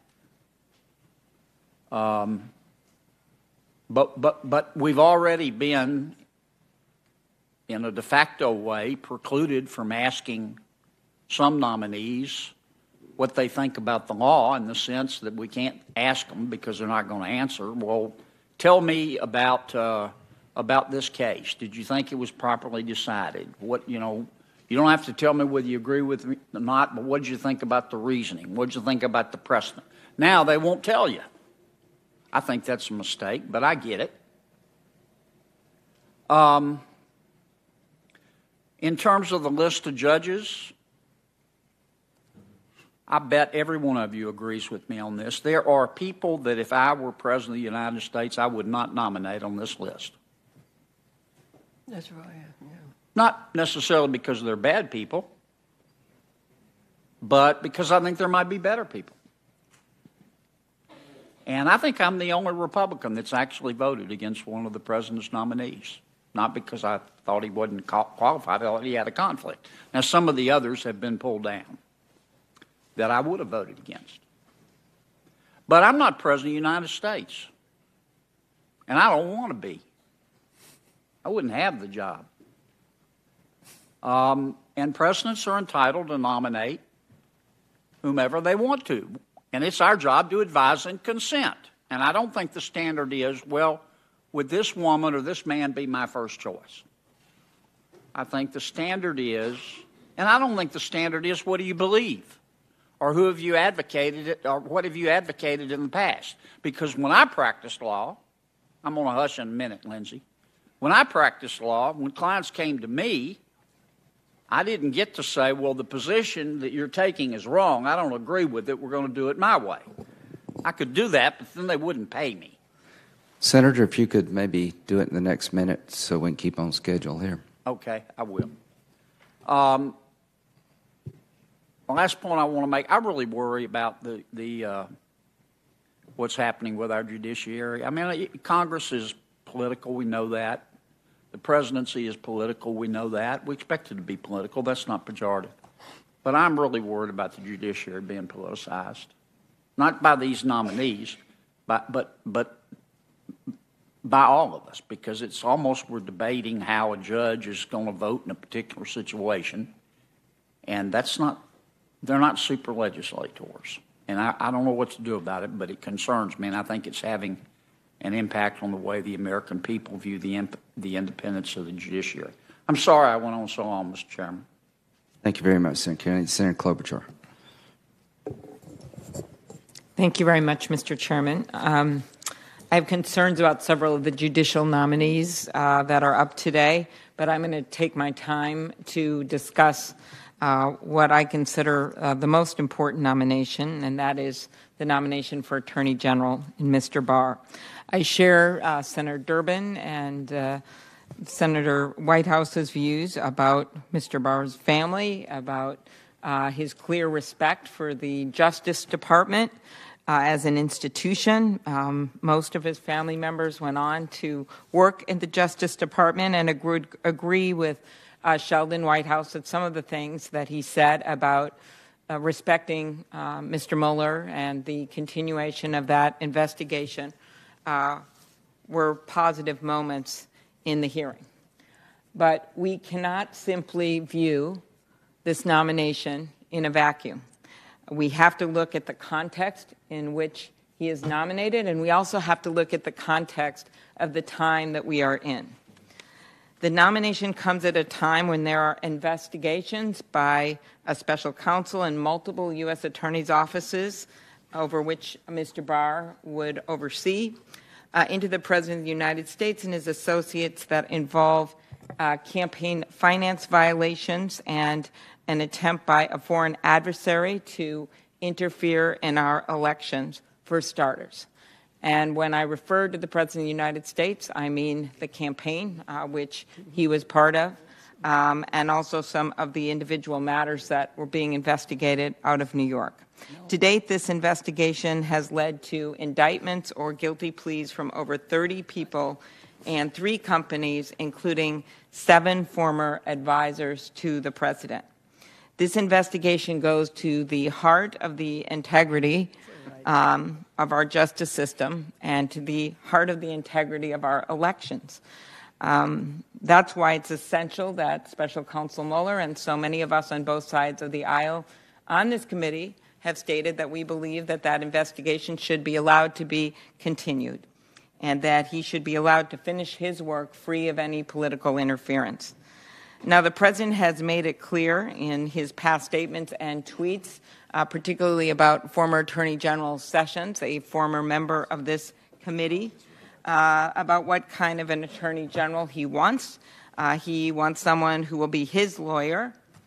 And I believe that should worry us when, in fact, we know what the jurisdiction and the focus of the Attorney General of the United States should be. And that is to be the people's lawyer, the person who upholds the rule of law and makes sure it is applied equally no matter who you are. Mr. Barr has made clear that if he is confirmed, he's going to take over the supervision of the special counsel's investigation. That means he will oversee the special counsel's budget, the scope of the investigation, and will ultimately receive the results of the special counsel's investigation. And that is in addition to the Attorney General overseeing the related investigations by the U.S. Attorney's Office that don't have those special counsel regulations in place. But even though many of my colleagues asked him to pledge to make the special counsel's report public, and he had some language in which he pledged that he would consider doing that, he didn't fully commit to do that at a time when this nation needs transparency and at a time when our country needs the information, not just in this committee, not just in the halls of Congress, but for secretaries of states in local states across the country so that they know exactly what happened, so that law enforcement knows what happened when a foreign country tried to influence our election. No one is going to want to keep this information secret, and they shouldn't if they believe in the Constitution and this country. The Attorney General can make the Justice Department's rules and regulations and issue the guidance that would make the difference between transparency and facts never seeing the light of day. So the Office of the Legal Counsel guidance that a sitting president can't be indicted, the department's practice of not releasing information when it decides not to prosecute someone, and even the special counsel regulations are all within the Attorney General's power to keep or to change. And that is the heart of the matter. In our system of government, the Attorney General doesn't just have great powers, but has great responsibilities. And that is why we must look not only to this nominee's qualifications and his family and his work in the past, which is impressive, but we must look at his judgment to see if he can be the kind of Attorney General that we need right now in this nation's history. His 19-page memo, to me, tells it all. In his memo, he expresses, not for the first time, his alarming views of the president's powers. Here is one of them, and I quote, "The president's law enforcement powers extend to all matters, including those in which he has a personal stake." Mr. Barr doesn't cite statutes or cases or history or even the Federalist Papers. He just says it as if it's obvious. And as this committee heard from experts on executive power, that's far from obvious. It is out of the mainstream. Let's be clear about this and what it means. Mr. Barr believes that a president gets to supervise an investigation into his or her own conduct. And Mr. Barr's views on executive power are also well known, not just from this 19-page memo, but also from his past actions. And they give me grave doubts about his respect for Congress's power and responsibilities when it comes to overseeing the executive branch. This is not a time in our history, and I say this to my colleagues on the other side of the aisle, where Congress should be abdicating our responsibilities or shirking our duties. Not when it comes to national security, not when it comes to foreign relations, not when it comes to the nation's budget, and not when it comes to the oversight of law and order for this country. This is not the time to install an Attorney General who has repeatedly espoused a view of unfettered executive power. A few years ago, I got to visit the Carter Presidential Library in Atlanta. And there, I went there, honestly, because Walter Mondale was his vice president. And I was the only person in that library that kept looking for Walter Mondale memorabilia. But there was a very clear moment where Walter Mondale, friend of Senator Feinstein, where his presence was known. And that was a quote that was etched on the wall of the Carter Presidential Library. And it was Mondale's words when he looked back at their administration after they had lost the election. And he said this. He said, "We told the truth, we obeyed the law, we kept the peace." I believe that's the minimum standard that we should hold any administration to. There are always horrors from the world that comes at a president or at an administration. There are always decisions that have to be made that are difficult, that are doubted, that aren't right. But at the minimum, they should be upholding the law. They should be obeying the law. They should be telling the truth. And they should be trying to keep the peace. So that is what concerns me about putting this particular nominee in place. When I look at that memo, when I look at history, and I hope that I'm wrong. I hope that if he is confirmed, despite my opposition, that he will go in there and uphold the law. But I ask my colleagues, if you decide to vote for him, which it sounds like you are, that you hold him to that standard. We will be trying over here, but this is not a time to mess around with the Constitution. Thank you, Mr. Chairman. Senator Hirono. Thank you, Mr. Chairman. Mr. Chairman, we are not in the business of censoring each other's questions to nominees or falsely assigning motives that don't exist. There is no religious test for nominees on this committee, and to suggest otherwise is, to quote my friend from Utah, wildly inappropriate. I'm glad that we agree that it is a perfectly legitimate inquiry by members of this committee to ask whether a nominee's religious views can be set aside for judicial objectivity. So there's agreement on that. Getting to the nominees before us today, I spoke last week to explain my reasons for opposing the nomination of William Barr to be Donald Trump's Attorney General. And this week I'd like to focus on some of the 44 nominees on this markup agenda that are part of this administration's effort to pack our federal courts with ideologically driven nominees. Who gets on the federal courts for life is high stakes. Just ask the Federalist Society and the Heritage Foundation, who have spent decades and lots of money placing people who are on their ideological page on our federal courts. That the vast majority, over 80% of Trump's nominees are members of the Federalist Society is no accident. More than 80% of the nominees that this committee has dealt with are members of the Federalist Society. And yet, less than 4% of all American lawyers are Federalist Society members. Exciting. Court packing is proceeding apace. Too many of these nominees have spent their careers opposing the rights of women, minorities, the LGBTQ community, and Americans who need affordable health care. Many of the nominees have not provided the kind of assurances necessary to reassure the country that they can separate their personal views and ideology from the responsibility to be fair and impartial. And just sitting here saying to us, we will follow the law, we will follow Supreme Court precedent, that is what they all say. That is not the kind of reassurance that suffices, in my view, to ensure that they can set aside their very strongly held views as they decide cases before them. And some of the most controversial judicial nominees from the last Congress are back on the agenda. I'd like to mention my objections to some of them to illustrate my opposition to so many of these nominees. Wendy Vitter, nominated to the Eastern District of Louisiana. She promoted outrageous conspiracy theories that abortion causes breast cancer and birth control pills make, and to quote her, choose partners who share a similar genetic profile, causing them to lose interest in sex and become more likely to be the victims of violent assault and murder, end quote. That is one of the most outrageous kinds of beliefs to try. Hello, Paul Ripple here with Fox 29 News Now again.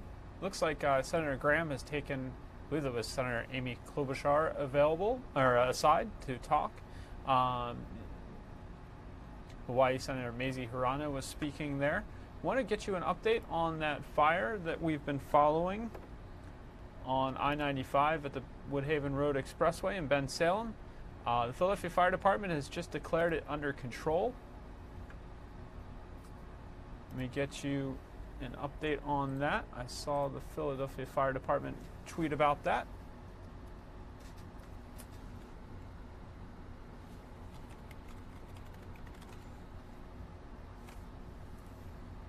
But again, you see the fire is under control there on Interstate 95, the ramp to the Woodhaven Drive, the Woodhaven Road Expressway.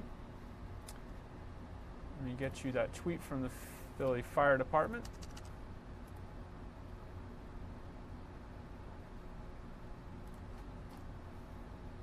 And there it is.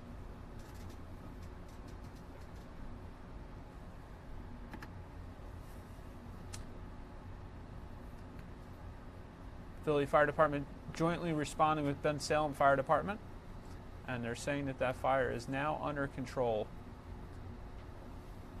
Seeing the traffic backups are back to US 13 at this time. So delays in the area with those ramps closed, but it looks like the main trunk of 95 is still moving in the background there, albeit slowly on the northbound side. We're expecting momentarily this event to get underway. This is Vice President Mike Pence delivering remarks to the high-intensity drug trafficking area directors and deputy directors from 32 states. This program is the nation's largest effort to coordinate the action and priorities of federal, state, local, and tribal law enforcement partners in disrupting and dismantling drug trafficking organizations. This ties in with some of the topics we talked about earlier today, both the pill mill case, the alleged pill mill case out of Philadelphia, charges of which were filed yesterday against 13 or 14 different people, including doctors from the suburbs and the city as well as the suburbs, and the federal and local authorities in a dispute now seeking a court injunction. The federal authorities are in the argument over whether there should be safe injection sites in the city of Philadelphia. One is being planned for Kensington, an area of the city ravaged by opioid addiction and other forms of addiction, and all the tragedies that unfold with addiction. But let's listen in as Vice President Mike Pence. First, it looks like Special Advisor to President Kellyanne Conway is going to speak. So let's listen in.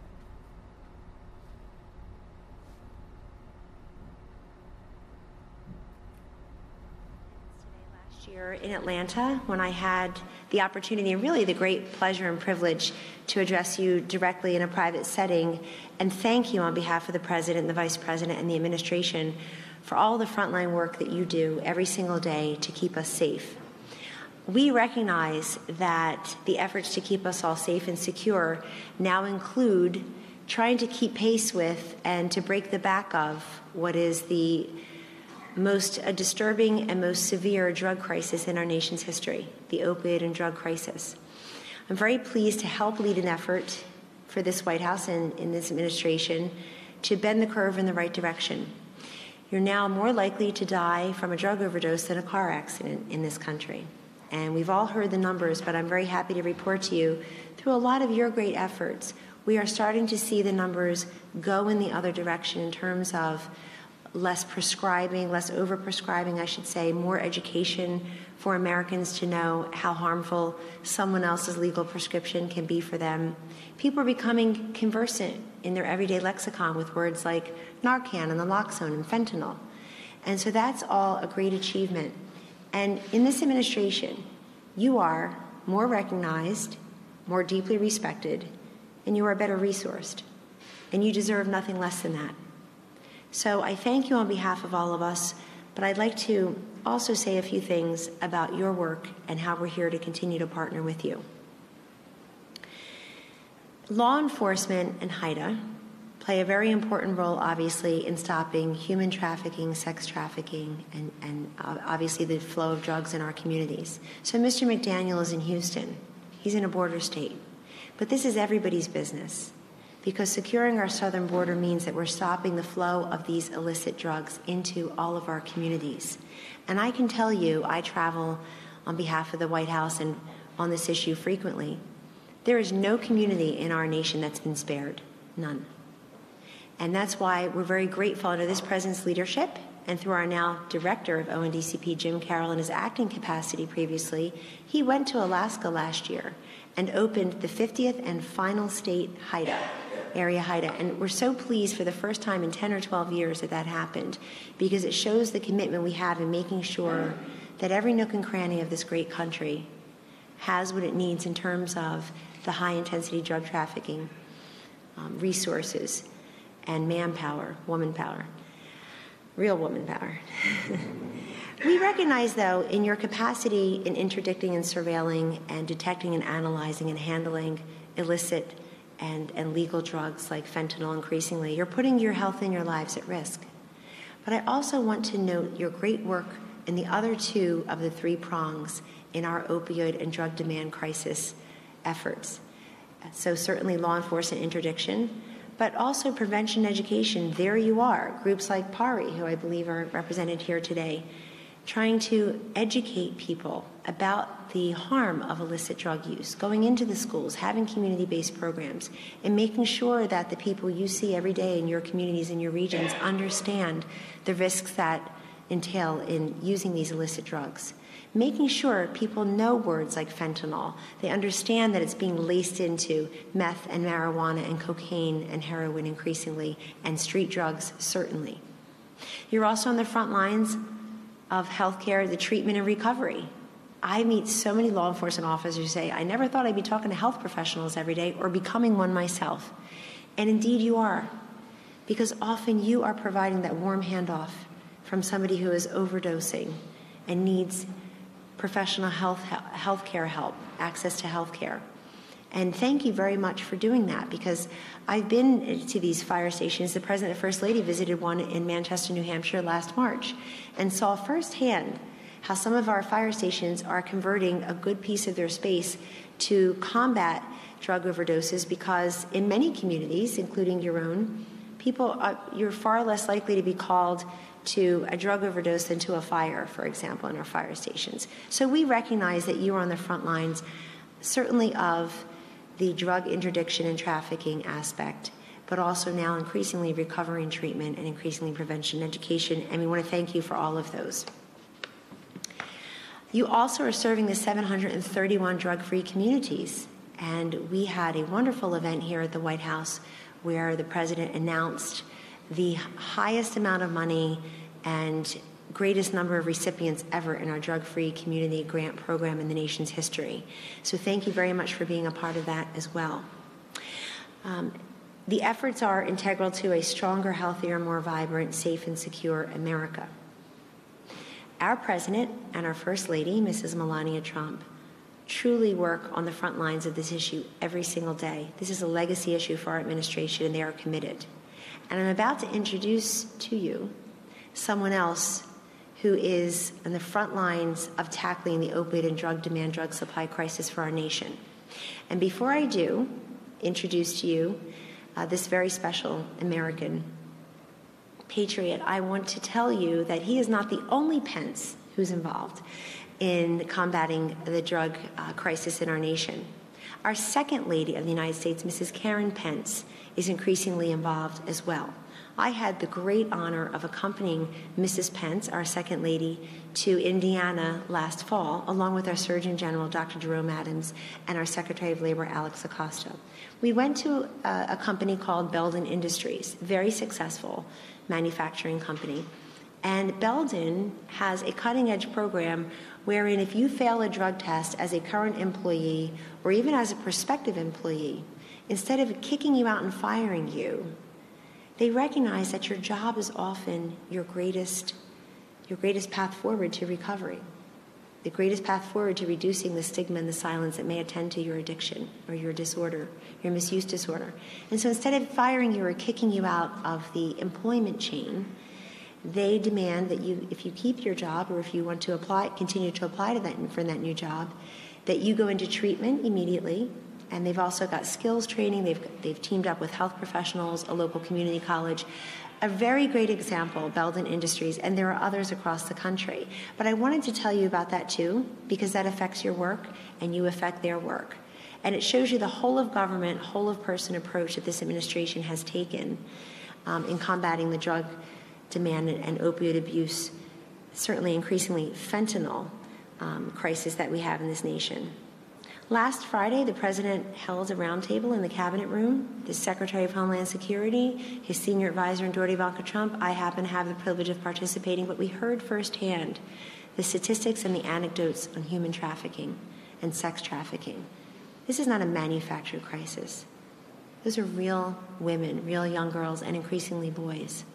And I'm about to introduce to you a man who has, in 12 years in the Congress, as governor of the state of Indiana, as a public servant of decades, and now the Vice President of the United States, knows firsthand and has been leading the White House's negotiations and effort to make sure that we have a safe and legal immigration policy that has as its centerpiece securing our southern border for many reasons, but a big one certainly is to help you do your work in stopping the flow of illicit drugs and human trafficking into our communities. Ladies and gentlemen, it's always an honor to have among us and for me to introduce the Vice President of the United States, Mike Pence.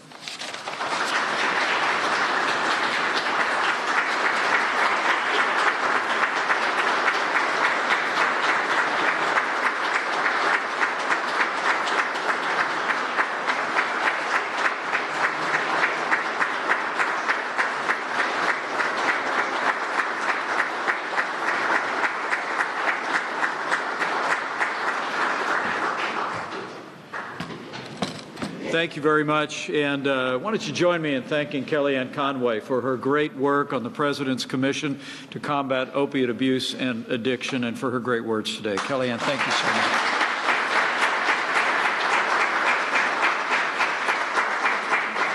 Honor to be with all of you today. Director McDaniel, thank you also for your remarks and your outstanding leadership.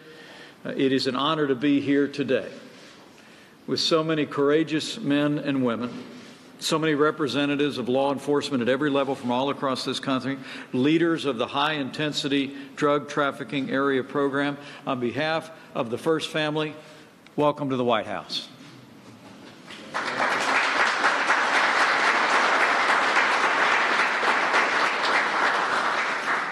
And while I get started, let me bring greetings from a friend of mine. We just finished up a meeting. It accounts for a little bit of my delay today. But I have to tell you, I sure do hope you all know what people who wear the uniform of law enforcement, I think, know all across this country.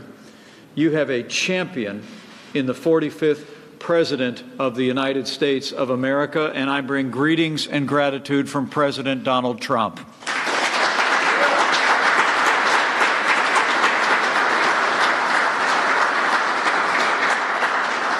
The President and the First Lady, just like my wife and I and our family, our entire administration, are frankly humbled by the service and sacrifice of those who protect and serve all across our country.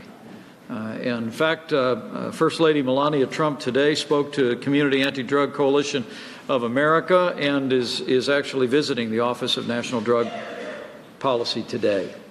It is a commitment of our First Family. I can assure you it is a commitment of our family. And I know it's a commitment that your family lives out each and every day. And we hope you'll convey our deep thanks to them as well. You know, my uncle was a police officer. I grew up traveling from the small town in southern Indiana where my family lived to go up to my dad's old hometown in Chicago. And I'll never forget the times that we were there and my uncle would put on his uniform and head out, and me and my 3 brothers and 2 sisters would always be so inspired. You know, you have no ordinary job. The truth of the matter is when you put on that uniform every day and you head out, you and your families know what the stakes are.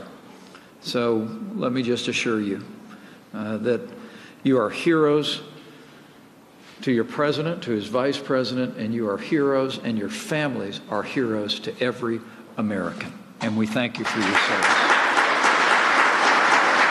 We do. What brings us here today, and I trust is evident to each one of you in working in this critical federal and state effort, is that President Trump has made the fight against illegal drugs a top priority of this administration.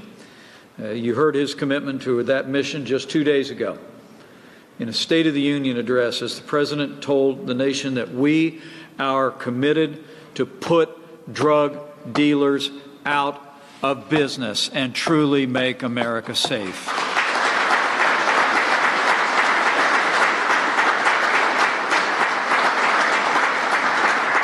And for more than 30 years, all of you involved in the high-intensity drug trafficking area program, HIDTA for short, have played a critical role in the fight against drug trafficking. You target places where the drug crisis is at its worst, the counties where the overwhelming majority of illegal narcotics are smuggled into our country and into our communities. You literally are on the front lines in the war against illegal drug abuse and addiction. To combat the crisis, the HIDTA program has forged unprecedented cooperation, evident here today in this room, between federal, state, local, and tribal law enforcement authorities, from the FBI to the DEA to city police chiefs and county sheriffs. It is a nationwide, every level commitment to combat drug abuse and addiction in America, and we are grateful for your leadership and service. We truly are.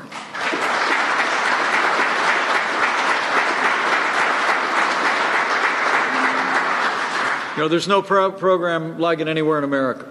You share information, best practices with one another. You stand shoulder to shoulder to arrest smugglers, shut down manufacturers, get the deadliest substances off our streets.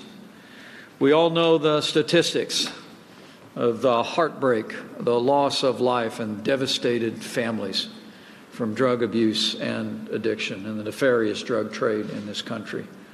But you're also responsible every day for the stories that never happened. The drugs that never got to the streets, the families that were never shattered.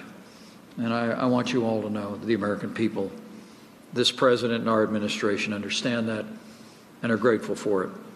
Today, this program is active in 29 key regions around the country, spread across all 50 states.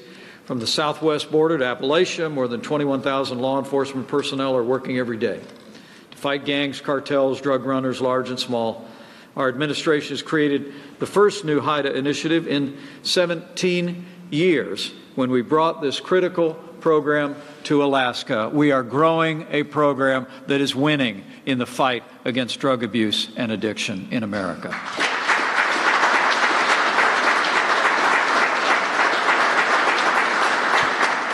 And this program has been a great success. Our first year in office, the men and women of the HIDTA program broke up smuggling rings with ties to major transnational criminal organizations. You disrupted or dismantled more than 2,700 drug trafficking and money laundering organizations.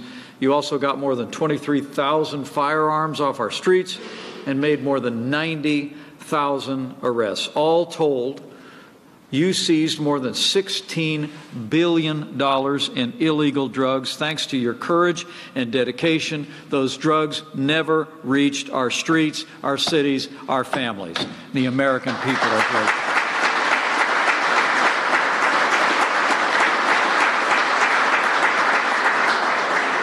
You know, when I was governor of the state of Indiana, I put a special emphasis, as the president has, nationwide on the scourge of opiate abuse and addiction. I've sat with families at kitchen tables where there's an empty chair. I've heard the stories. I've also sat with people who've overcome addiction and are on the road to recovery. I've seen firsthand the impact of the work that you're doing, and I want to assure you of our admiration and our gratitude. These statistics are easy to breeze over, but you all look into the eyes of people that have been victimized by this nefarious trade, by the drug cartels, by drug dealers, and those who would profit from selling these poisons to our children, our families, shattering communities.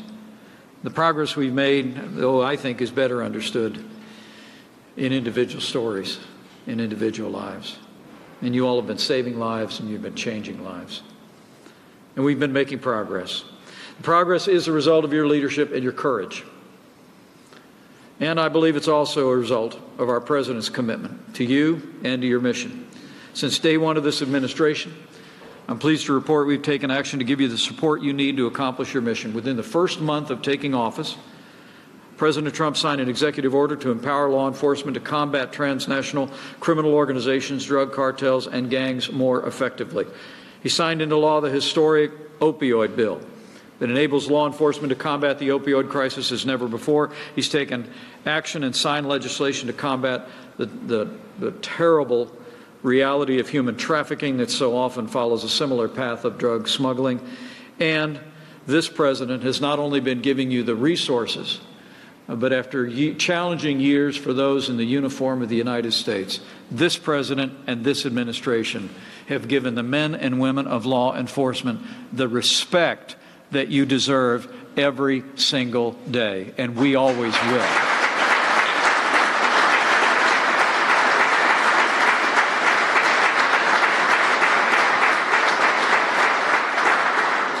We're fighting for you because we know every day you're fighting for the American people. You're considering the lives of others more important than your own. And we know it's a calling, and it's a profound calling that involves sacrifice for you and your families. But you're making a difference. But despite the progress we've made, we know literally a river of illegal drugs still flows toward our country every single day. I received a briefing just yesterday at Coast Guard Base Portsmouth down in Virginia, and saw firsthand the flows of narcotics coming out of South America and Central America. I also learned of the daring Coast Guardsman who just sailed into port with more than 15 tons of cocaine they had captured from drug smugglers at sea. This mission is succeeding every single day. But nowhere is the crisis of illegal drug trafficking more evident or our challenge more profound than at our nation's southern border. And you know firsthand how serious this crisis is, because the southwest border high-intensity drug trafficking area is among the most active in this entire program. Last year, Customs and Border Protection seized more than 827,000 pounds of illegal drugs entering our country at our southern border. And that's just the drugs that they found. Mexican and Central American drug cartels, as you well know, are the main wholesale provider of drugs to street gangs and dealers across America. And their deadly trade brings suffering and devastation to families and communities across this nation. As the President said on Tuesday night, tens of thousands of innocent Americans are killed by lethal drugs that cross our border and flood into our cities. 300 Americans die every week from heroin, more than 90% of which comes across our southern border. And all told, across the nation, as you know, at the front of this fight, more than 200 people lose their lives to drug overdose every single day. Our hearts grieve for the loss of so many innocent lives. And they break for the families that have been left behind. We honor them by remembering them, but we also honor them by redoubling our commitment to secure our border and bring justice to those who would profit from their suffering.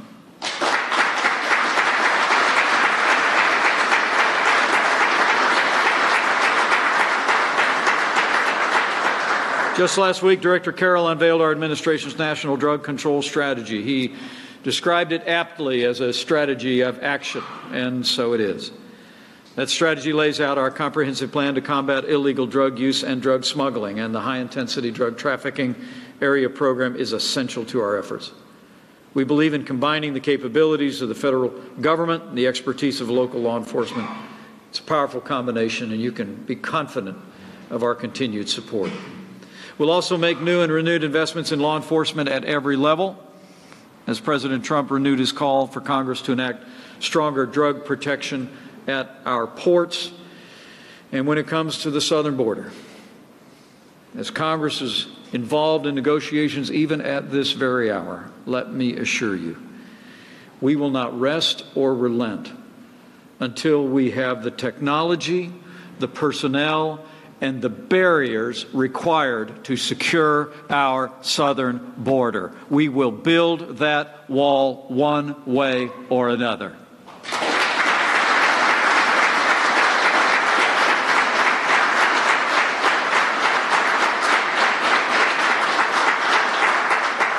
So thank you again.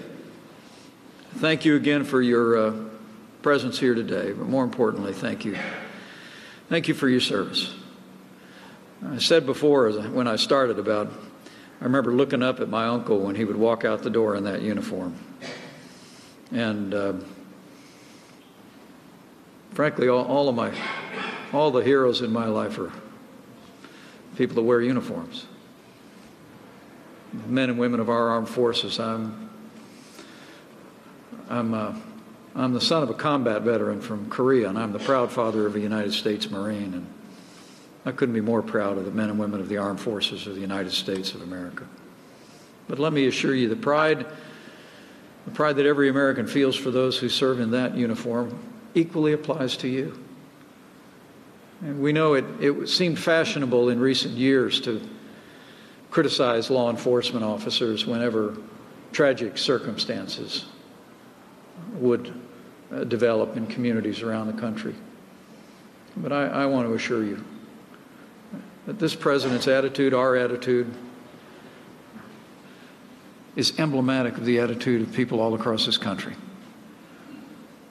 who feel gratitude to each and every one of you and to your families for the service that you render as you protect and serve our communities.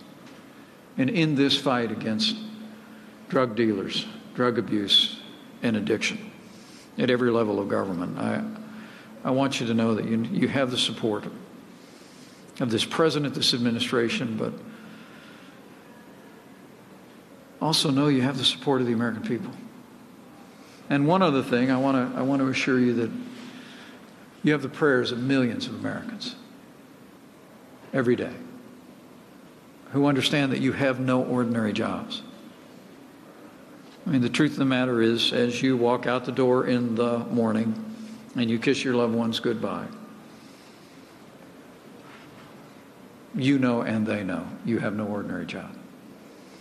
And so just know that you go with our support, our renewed determination to give you the resources and the tools you need to drive this mission forward at every level of government, to protect our families and confront the scourge of drug abuse and addiction and drug dealing as never before in this country.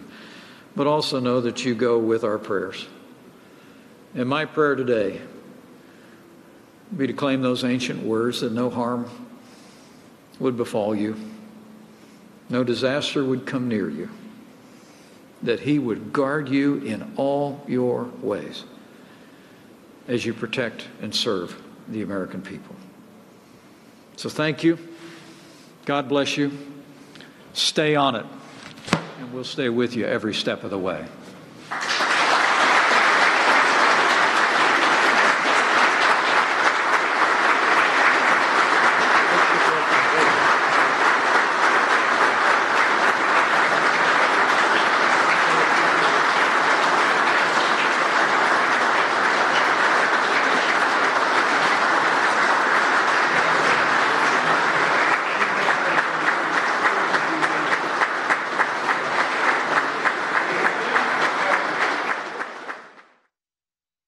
Watching Vice President Mike Pence address drug enforcement officials from across the United States. This particular group are representatives of the high-intensity drug trafficking area. They're directors and deputy directors from at least 32 states represented there. It's the nation's leading effort to coordinate the action and priorities of federal, state, local, and tribal law enforcement partners in disrupting and dismantling drug trafficking organizations. I believe this was from the treaty room of the White House.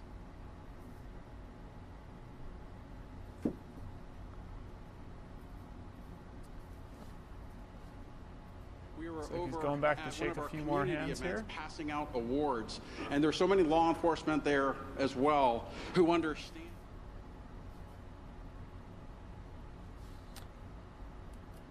All right.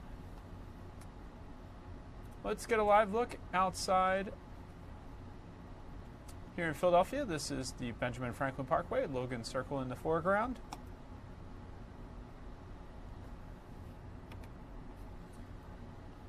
Let's get one last look at Ultimate Doppler. You see it's clear right now, but there is some rain that's going to be arriving from the west later into the evening.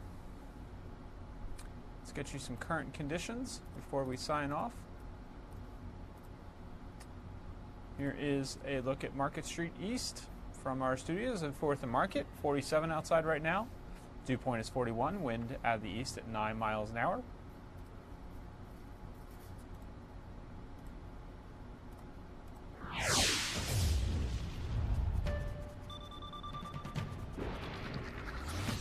Here's a a look at current temperatures across the area. 47 in Philadelphia, as we said. 40s for the entire area, as it turns out. 50 in Baltimore, 49 in Ocean City, Maryland. You see some of that warm air still to the south and west. Clarksburg at 63.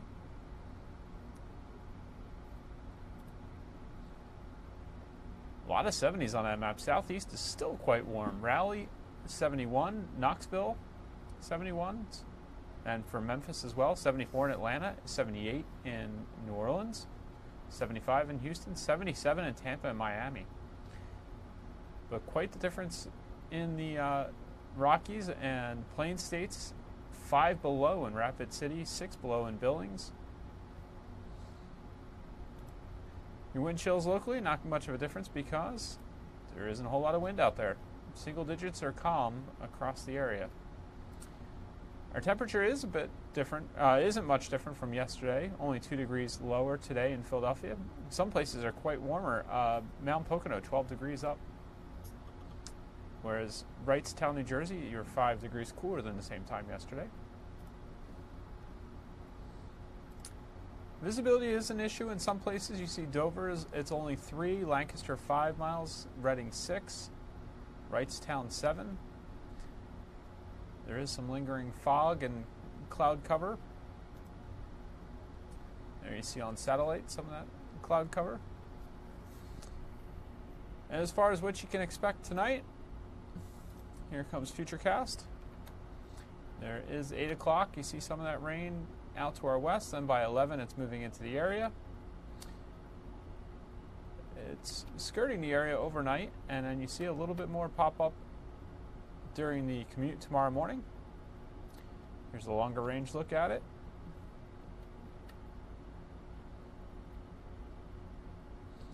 Looks like we're dry for most of the weekend. Cloud cover moves in later on Sunday, and then we get our chances of some wintry precipitation. And some rain mixed in. Look like some heavier rain on Tuesday. Here's the national map as we see it happening in the next couple hours through Friday morning. And one last look at your Weather Authority forecast from the Fox 29 Weather Authority. Mostly cloudy on today, 52.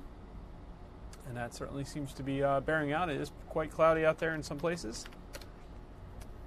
And we're only 5 degrees from that forecast high. AM rain, PM sun on Friday, 56, but temperatures falling. Saturday, low of 24, high of 36, sunny and colder. Sunday, sun to clouds, 39. As we saw those clouds move in, and then you get a chance of some morning snow. 42 for a high on Monday, but it will be at times cold enough to snow with a low of 29 overnight.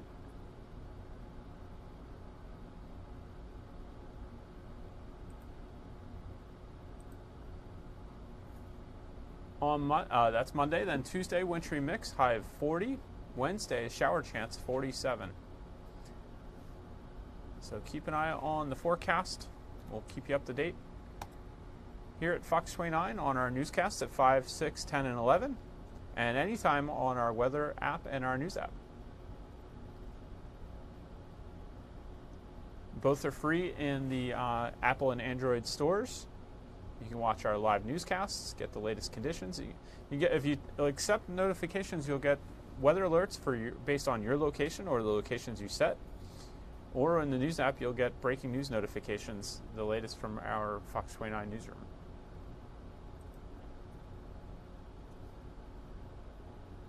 So thank you for joining us today.